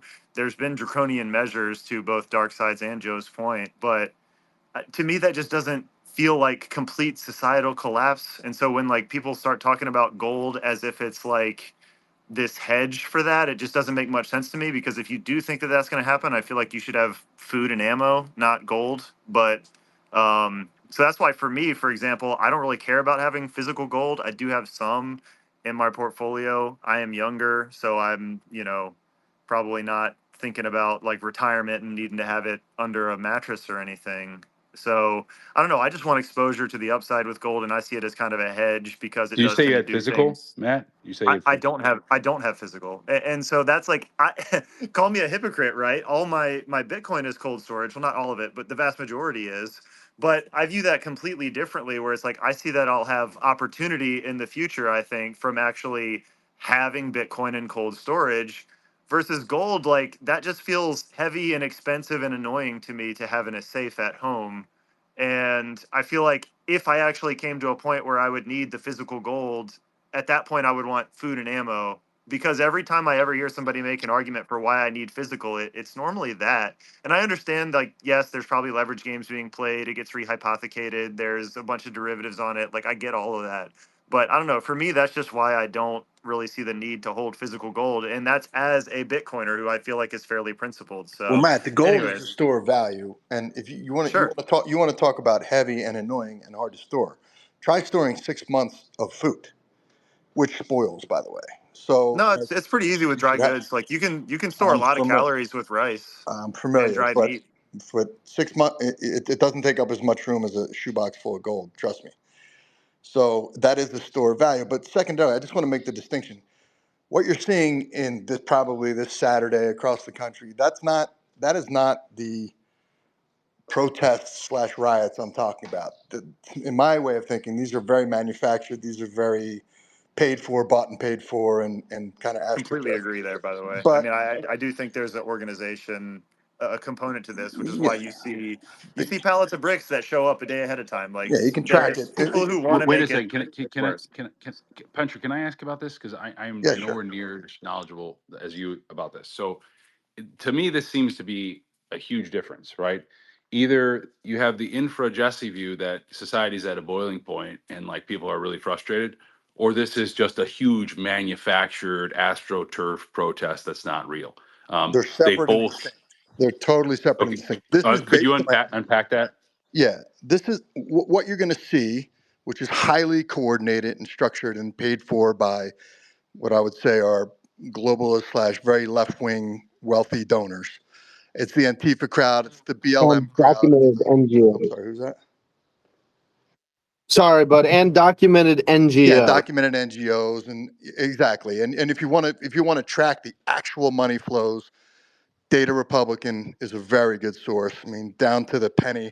You know, the Walmart heiress is in on this, and a bunch of other hardcore leftists that are admitted communists essentially. And the pretense for all of this is that we're ripping babies, illegal immigrant babies, out of their mother's arms and sending them back to Mexico or wherever. That is different than Americans who are struggling. That tinder is in the forest and is growing, and a match could set that off. But that is in no way related to what you're going to see this weekend. Gotcha. I thought Jesse was suggesting, I apologize, Jesse, I misinterpreted you. I thought you were suggesting the protests were somehow symptomatic of the real people pushed to the brink. Was that not what you were suggesting? Yeah, no, yeah, Puncher's right, and thanks for the clarification and the context and the understanding. Yeah, I mean, those are two different things. I think they're both related, but obviously there's a concerted effort, which is How are they different than related? just How are the two? It seems like they're completely separate. One's well, astroturf in and one's so real. insofar as they're both being leveraged, I think the left is leveraging the fact that there are real folks that are hurting, and then using that to then say, okay, here's the story, here's the narrative. I mean, they're very strategic about this stuff. So I think both can be happening at the same time. Yeah, and the one that's happening this weekend, look, the placards are all pre-printed at Kinko's, and if that's even still a thing. And the bricks show up, and the frozen bottles of water, and there's people who are being bussed and flown around the country, and very similar to what you saw as the illegal immigrants were coming through the airports, and some woman with a badge in some NGO, Catholic Charities or whoever it was. I'd walk up, I'd say, "Who are you, and who are these people, and what are you doing?" "Sir, you're violating their civil rights," and everybody else put their head down like a fucking sheep. I was the only one saying anything every time I said something. So it's very structured. It's very, like, again, it's very bought and paid for. That is different. The other one has not manifested itself. But if you drive around like Dark has, or like I have a little bit, and gone into these towns, people are just in a bad spot. Now they're not Is good. Thomas? Is that you just ran for election? Is that your view here that Well, it's not people are Thomas's really. neighborhood I'm talking about. But go ahead, Thomas. Well, don't you? Okay, let's talk about that then, partner. Don't you agree that like there's a huge segments of the population that are, completely shut out, but they're in places that cameras don't visit and places that are sort of isolated, maybe Montana. I mean, isn't that Appalachia. I'll, I'll, I'll, Appalachia? I'll say, yeah, Appalachia. I'll say like the ring collar counties around Philadelphia, for example, or even inside of Philadelphia, West Philly, Yeadon, Sharon Hill, where I grew up, Glen Olden. Those people are 9 to 5 workers who heretofore were intact families. Now that's largely gone away. You've got a lot of dysfunction inside of families. You've got a lot of people now who being on public assistance would have been an anathema to them a generation ago. Now you've got everybody on public assistance because they can't find jobs that are worth doing, in their opinion. So why not just collect a check? And they're just up against it. And those who are trying to get by can't. You've got two parents working full-time jobs, not being able to raise the kids, let alone pay for college. pay for vacations, pay for food, pay for sports leagues. Those are the people. That is the tinder in the pines that hasn't been set off yet, but it's there. And just like, when my unit in New Jersey burned down half of New Jersey by kicking out a flare, nobody knew that the tinder had grown 2 feet high because the bureaucrats had pencil whipped, the reclamation, we're not going to clean it out. No, we're not going to clean it out. A flare lands, and Thomas remembers this, and half of New Jersey burnt down. That's the separate kind of distress in our society. It's not on fire yet, but all the elements are there, and all that's required is a spark, in my opinion. It And has So, nothing to Puncher, could you help me with this? I just have a quick question. So, Well, say that spark hits the tinder and lights the fire. Why do you want gold in that situation and not food and ammo? they're not mutually exclusive. I mean, look, I don't know that I'm not painting some doomsday, scenario. What I'm saying is that there's all the elements except for the flame, and I don't know what form it takes, but when people are desperate and something happens, things can get out of control quick. Whereas in a normally functioning, high functioning society with intact families where everybody's making their way, and they might not be rich, but they're not poor either. That's the America that I grew up in the 80s, 70s, 80s, 90s, early 2000s. That's not what we have now. And food and ammo, I guess you could have it in a doomsday scenario, but gold long term, you're going to be able to go, especially fractional gold, maybe even silver. There's going to be stored value there once your supplies run out, right? Or once you want to move Well, somewhere else or do something or so get out of I what. do. Yeah. Sorry, I was just want to say I agree with that thesis. I guess it's just hard for me to and like I said, I feel a bit hypocritical here because I would absolutely tell people if they want to hold Bitcoin, once they get above a certain stack size, they should take self custody. But a lot of that to me is because it's much easier to verify. There are multiple options that you can do to have your custody solution be very secure versus obviously gold is a lot more susceptible to a $5 wrench attack. If they Yeah, are able to get in, right? I'm with, I guess I'm just struggling with with if I'm I with feel you like I on. have exposure to the upside that you're talking about without having the physical, Well, you also have right? portability, right? You can get out of Dodge. One thing I learned in 25 years in the military and war zones across the world, you don't want to be a refugee ever. You want to get out. You want to sense what's going on and have a plan to get out before shit goes down. Because once you're in that long line, nobody's looking out for your best interest. So the great thing about Bitcoin is you can get on an airplane with your family and be gone in an hour and get away from the chaos. Hey, Gold, hey, less so. hey, yeah, I want to add my thoughts real quick. I've been waiting for a while. I've been listening. I think lots of good points. I tend to agree with Dark Side and Puncher.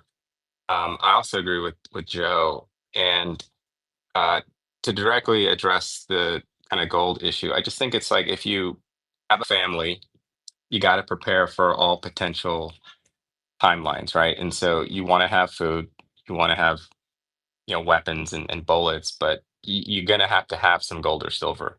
That's like zombie apocalypse type protection. You don't need a lot, but you want some, and that's also if you're a Bitcoiner, right? That's just like the worst case scenario, total collapse. You're gonna want that stuff.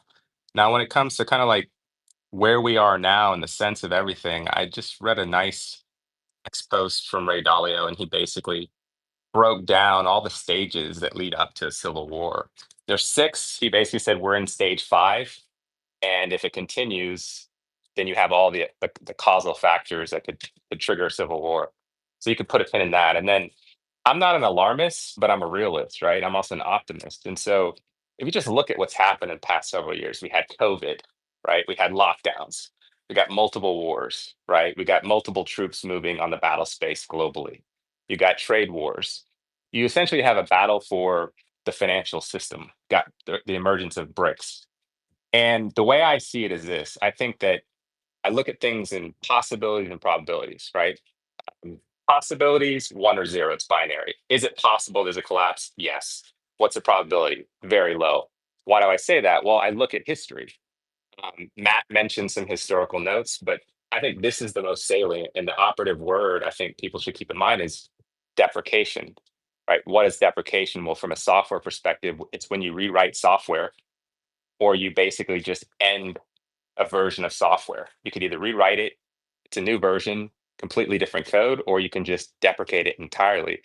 And deprecation of the financial systems already happened once. Some of us are old enough to remember when we actually shifted to, when we moved off the gold standard, what happened first? We sent emissaries to the Middle East to meet with the most powerful tribal families in Saudi Arabia who had all the land rights. We brokered a deal outside of Congress, outside of the public, where we basically said, look, if you do all your energy transactions in dollar denominated notes, we'll fund your exploration, refinement, distribution. We'll also give you military protection. Once that deal was inked, right? And this happened way before. Once that deal was inked, Nixon went on TV, radio to the American public, and he said, "Look, we're temporarily moving the dollar off the gold standard." That ended up being permanent, and so you had this old gold-backed financial system, right? And then in parallel, you had this fiat global currency system, right? And there was chaos in between, but nothing collapsed. What's happening now? You have this old fiat financial system, it's being deprecated, and they're rolling out a new digital currency fiat system with Bitcoin as the base layer. And so people like us that are aware we can participate, get rich. People that don't buy Bitcoin, they're still going to be better off. There's going to be some chaos, but my view, there's not going to be a collapse, because history kind of repeats itself. But I do think that, again, where we are now, you kind of have to be an ivory tower to not realize the country's not in a good state, that the extremes of wealth and poverty are so extreme. I was just in Brickell, Miami, and I had to go to the place to get my driver's license. I took an Uber out of the rich area, and in like 10 minutes, I'm just in a concrete jungle, right? Strip malls. It's just like abject poverty. And you can see that when that happens, it creates these fissures that, various factions who like to destabilize countries or governments, they take advantage of. And that's what you're seeing now with the riots. You're seeing many, many illegals, right? But then also Americans who need a job and need money, and they're being recruited to participate in these riots. And I think it's going to spread. Why do I think it's going to spread? Because humans are lazy. This isn't going to happen in the winter. It's summer. It's already spreading in many, many cities. I think it's going to get much bigger. And by the way, this is not the first time this happened. Like, people are saying, hey, Trump's a dictator, if he invokes the Insurrection Act. It's kind of bullshit, because if anybody remembers history, in 1992, we had the LA riots, which is exactly 33 years from today. That's an interesting number. And he invoked the Insurrection Act. He sent in the Marines. So I fully expect that to happen again, because what's going to happen is these kind of left wing, no offense, libtard woke people, in office, a la mayor of LA, who is a trained Marxist, right? She was number two in an organization that was basically a Venezuelan organization. She's traveled to Cuba 6 times, and she's literally a trained Marxist. Those are the people that are gaslighting and saying, hey, this is about illegals who are doing your lawn work. No Americans have problems with those types of illegals. They have problems with illegals who are, damaging property, who are inciting violence, who are attacking police officers and federal officials. And so what's going to happen is that this is just going to continue to escalate until all those people that are kind of on the woke mind of things, it comes to a neighborhood near them. And they're probably going to ask Trump and the government to help, because I think that he's watching it and he's just going to let it play out. And it's going to get worse because it's so well organized and so funded, systematic. And so, again, to close off, I think everybody is right, but I think what's the best position to take? The best position to take is to open the aperture of your lens, keep an open mind, suspend your disbelief, hear a theory that could be true, go down the rabbit hole and say, if this is true, what would I do? And now you're armed with the best decision making for any any timeline or option that may play out. Who was that? That was excellent. Yeah, well said. That was Matthew Wise. And by the Matthew way, I'm Wise was Puncher, speaking. like you. I'm ex-military, so I understand how you think, and it's a little bit different than like just some civilians might think. When you're in the military, like I grew up, hunting, fishing, I was in the military. My whole family's military. My father's ex-naval intelligence. He's a cryptologist. Grandfather is a commanding officer of the naval base in Pensacola. Both my uncles are professors at Naval War College. I mean, my father's a retired cryptologist, naval intelligence. Like, I have that kind of view of thinking. It's very healthy because at the end of the day, you got to protect yourself and your family. Where we're entering, Bitcoin's the best protection financially, but you don't want to get so smart you're stupid. And everybody in this room, we're all capable of being so smart we're stupid. And how you do that is you think you're so smart you're stupid. You basically discount people who might have a rational thought. It might unnerve you, you might get cognitive dissonance, but generally if I get cognitive dissonance, that's when I lean in. That's a signal for me to say, what's going on here? Let me peel the layers under the onion and learn more what they're saying. Because at the end of the day, it's information, and that he or she who can open the aperture of their lens, allow as much inflow of data and information, and then apply a critical thinking filter, they're the ones who are going to make the best decision. And I'll just say again, perfect example, COVID. Like, I don't think anybody on this call is happy if they took the mRNA injection, right? And it's okay to admit it if you took it. I feel bad if you did. If you have injuries, I'm so sorry. But that's a perfect lesson to where doesn't matter if you're a PhD or janitor. It was not a lesson in IQ. It was a lesson in critical thinking and decision making and keeping your sovereignty at the center and not relying on other people, even if they have a PhD or a diploma or whatever. And so that literally should be the lesson for everybody for this call, how they position themselves, their family, financially, digitally, but also from a personal security perspective. Thanks, Matt. Well, thank you for that. That was awesome. That's a Berkeley guy. You really went to Berkeley, Matthew? I I know, did, right? and I'll tell you a Wow. funny story. I'll Amazing. tell you a funny story. So I grew up in Pensacola, Florida, deep south. Like, Florida shaped like a gun. The bottom of the handle is Miami. The tip is Pensacola. It's 30 minutes from Alabama. We call it the Redneck Riviera, some of the most beautiful beaches ever. But I grew up in the deep south, kind of segregated, all that stuff, like Klan activity, all that stuff. I'm black, right? But I went to Berkeley, right? And when I went to visit Berkeley, the first thing that I was shocked by is all the fucking homeless people. I was just shocked. I've never lived in a society where there's just homeless people everywhere. Most of them are pocketing themselves. They got twitches. And initially I was not comfortable. I felt insecure. And then it kind of normalized, and I realized most of these people have mental issues. And that's just kind of how it is. And then when I was at Berkeley, what I realized is that, like, I always thought of myself as very liberal, Democrat most of my life. But what I realized at Berkeley, an elite education institution of the world, that so many of these kind of leftist elite people basically had this view where it was like intellectual arrogance, where they discounted all the people from the red states as not being economically rational. And because they had a higher IQ, they had more privilege and education, they thought to themselves and they communicated outwardly that they knew what's best for these other people. And deep in my heart, I knew that was flawed, completely flawed. One of the reasons, because I lived in an orphanage till I was 4, I was adopted. Both my parents, they're white and they're conservative Republicans. They adopted a black kid out of abject poverty. And so I knew, like, just because you're a Republican or you're from a red state doesn't mean you're not rational, right? And so I kind of came up with this term like limousine liberal, right? And it can happen on people on the right, but it was very, very like distinct when I was at Berkeley.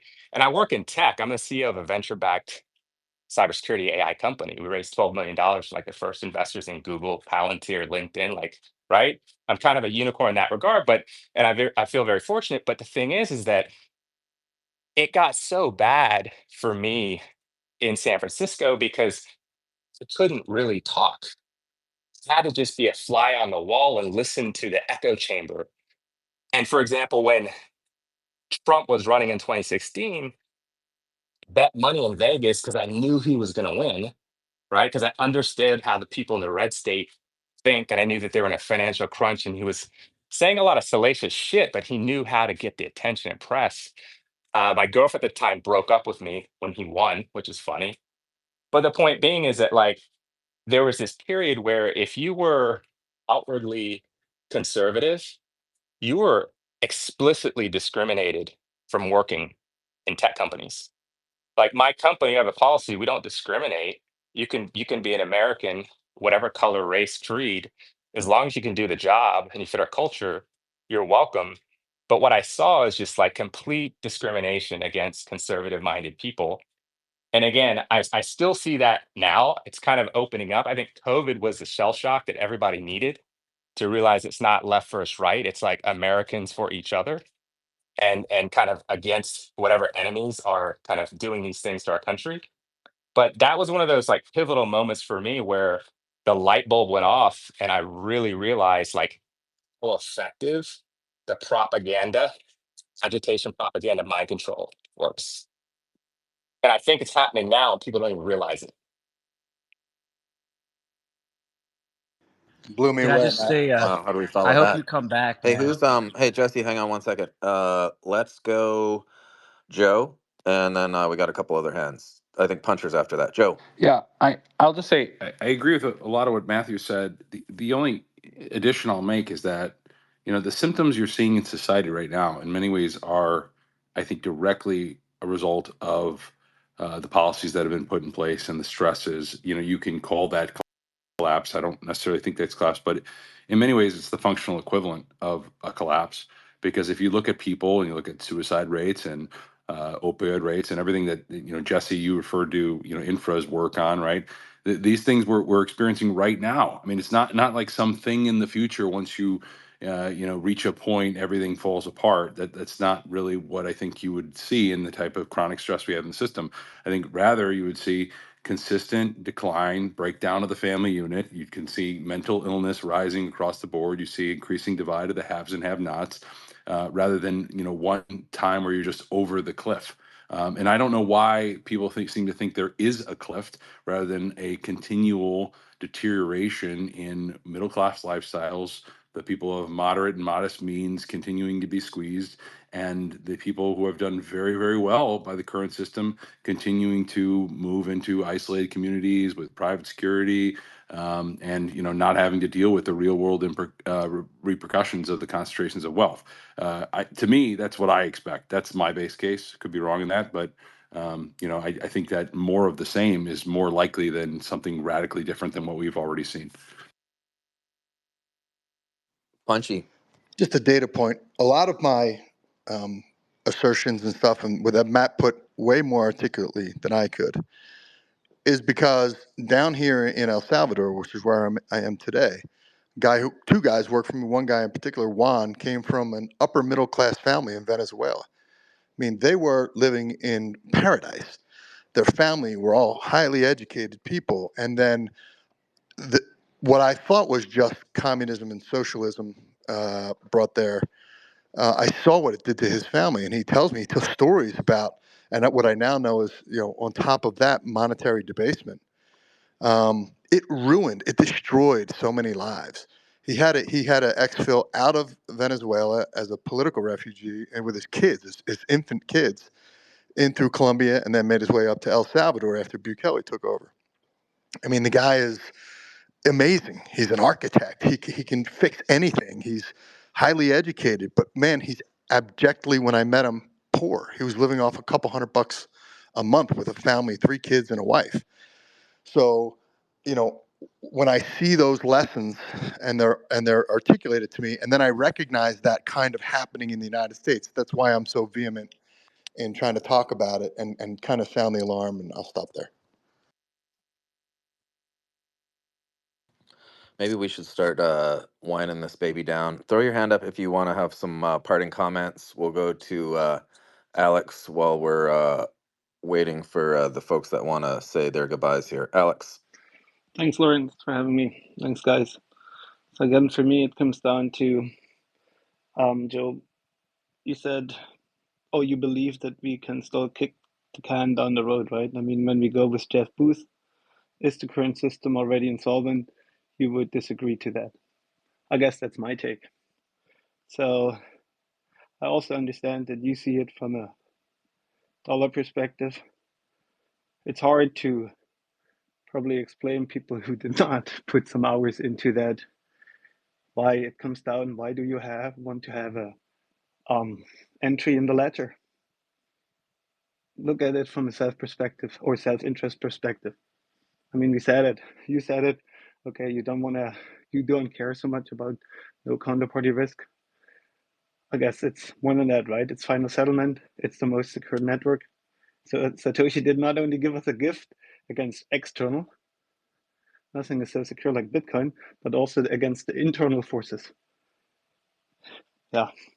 So, but I mean, again, for me, it's about life simplification. And we have a system with just fiat where we saw it, losses are socialized and gains are privatized. In a system like this, I will always lose. Or even to put it more simple, where someone can dilute 25 years of your lifetime. Okay, we're talking about time here. With a keystroke, you also will always lose. So again, Joe, I understand that you currently do not see the system insolvent, but at least the people who are in charge already agree on that we're not on a good path. And guys, when it comes to Trump, you know, I don't know if it's all blown up and this Governor Newsom is not so bad governor and all that stuff. I saw that Elon was leaving because he said, okay, I have to take my whole company and everybody who's depending on me, and I'm leaving to Texas. So that was for me the first kind of signal. And to move in there with tanks or stuff, again, our hope was that this president actually could reunite you guys a little bit more. I think we see the opposite of this. I don't know what that means, right? So, but Let's shoot over. thanks. Oh, sorry. I thought So, you were yeah. finished, Alex. No, so that's just my take. And Joe, you're probably right that we can still kick the can more down the road. One more thing, what I did not get on where you were on the Bitcoin podcast, I mean, was a good takeover from the youngster, right? And you said we will have a productivity gain. I agree with this. But I mean, now we cannot watch 100 videos, we can watch 10,000 because we have all these AI and stuff. But what we see was the decline in real numbers of people who's buying all the shit in the future. Thanks, guys. Let's go to Nick and then Jesse. Yeah, I was gonna just pass on nothing but love. Good catching up with you guys. I would say I loved everything that Matthew said. That was really, really good. I would echo on study, see what Dalio says, and history rhymes. So we'll watch it unfold. Yeah, for sure. Anybody else want to speak after Jesse? Just throw your hand up. I'll probably see if Humble or Dark wants to say something before we go as well. Jesse. Yeah, I almost had the exact same message that Nick you just gave. I just love everybody up here, and I just wanted to give a specific shout out to Matt. I hope you come back, Matt Weiss. That was really amazing stuff, and you said it so eloquently. So, the Bitcoin tends to attract remarkable minds. So, thanks everybody for being here. Yeah, I would echo that as well. Follow some of us if you would, sir, so we can actually send you messages and whatnot, because I definitely enjoyed what you were saying there. Let us go to Joe. Yeah. Just I want to end with the thought that a lot of people are very frustrated, myself included, with the current state of affairs. And one of the biases we could have is wishful thinking. A lot of people, because they're frustrated, because they see the hardship and suffering in society, they really want something different. They want a Bitcoin standard. They want a different form of government. They want a different structural makeup in society. And I think the problem with that thinking is that, wishful thinking can lead you to be overestimating the probability, as Matthew was talking about, of some massive, huge cataclysmic change in the near future, whether you want to call that a big print or collapse of society or remaking of the financial order. You have to sort of balance your wishes for that to occur with the facts on the ground showing the likelihood and probability of that, and that's not always difficult. That's not always easy, myself included. Like I come from a standpoint where I've been hearing about the issues with the dollar and the issues with the current system, how unfair and unjust it is, and poverty and these things my entire life. I remember hearing about them in grade school, and maybe it'll all change in the next 5 years. I just am very, very skeptical of that notion. I just think we should all have a healthy amount of skepticism that most of the time, the next 5, 10 years, they look kind of like they do now, not radically different. That's generally the arc of history. Puncher. Yeah, don't disagree, Joe, but I guess as Matthew said, as a military guy, if there's a non-zero probability of something happening, my training says you need to plan for that contingency. And if you don't, um, you know, that thing can jump up and bite you in a way that you hadn't considered. But I get what you're saying. I just wanted to say, you guys may have said it earlier, I wanted to congratulate Thomas on his mayoral win in New Jersey. He's not my mayor, but I can imagine he is one of the best mayors in the country just because of who he is. So congrats, Thomas, and thank you. Here, here. Humble. Oh, you stole mine, Puncher. I came in a little late. I'm glad to be here with you guys. But yeah, I wanted to congratulate Thomas as well. Very happy for you. You have a sigh of relief now and do some amazing work there in New Jersey. And then also, Matthew, so glad you could join us today. Really enjoyed everything you were talking about. So I hope you join us again in the future. That's it. Wonderful. Dark, are you still around? Do you want to say anything? Yeah, congratulations to Thomas. Absolutely, America's mayor.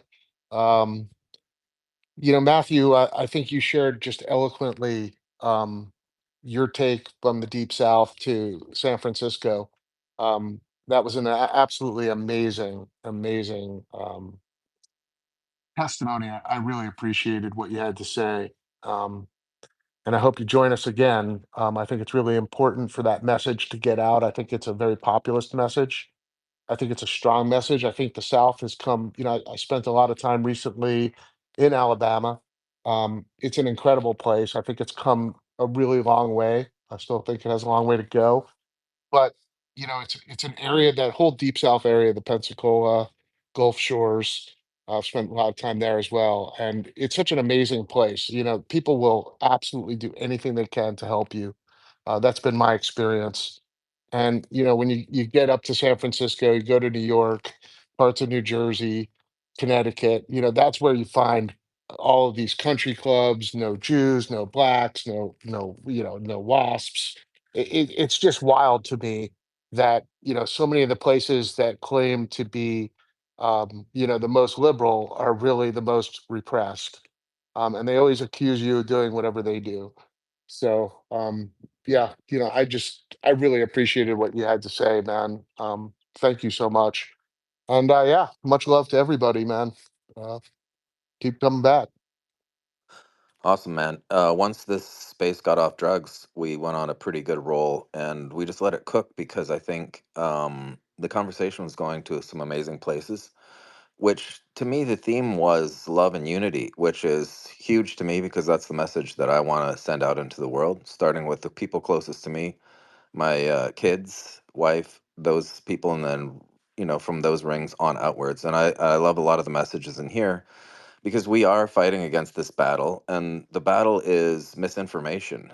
So I love it when people come in here and speak truth, and that's one of the things I like about Bitcoin. You can't mess with it, you can't dilute it, you can't convolute it or obfuscate it. It's the truth, and it's truth serum. So with that, love, go out and enjoy your life. Your life will end. I'll tell a quick story. My parents lived in the same area as my other immediate family, and my dad became extremely political and would just watch TV all day and just become triggered. And he ended up moving out into some BF town in the middle of the desert in Arizona because it was all about politics. But what he failed to realize was he actually wasted a lot of time that he could have spent with his grandkids and whatnot because he allowed that to take over his life. So he wasted his last years. He actually passed away a couple years ago, and it was sad because we didn't get to see him a lot. So don't forget to prioritize the most important things in your life. And don't, I forgot who was talking about kind of a grass greener on the other side of the fence scenario where it's not, like one of the things that was really precious was when Joe was holding his baby and you could hear it cooing in the background. And it's just like, to me, that's what life is all about. And I really appreciate those moments. So just love everybody, like that's what's going to change the world and make the world a better place. So I appreciate everybody in here. I love hanging out with this tribe and different meetups and whatnot. So love all you guys until we speak again.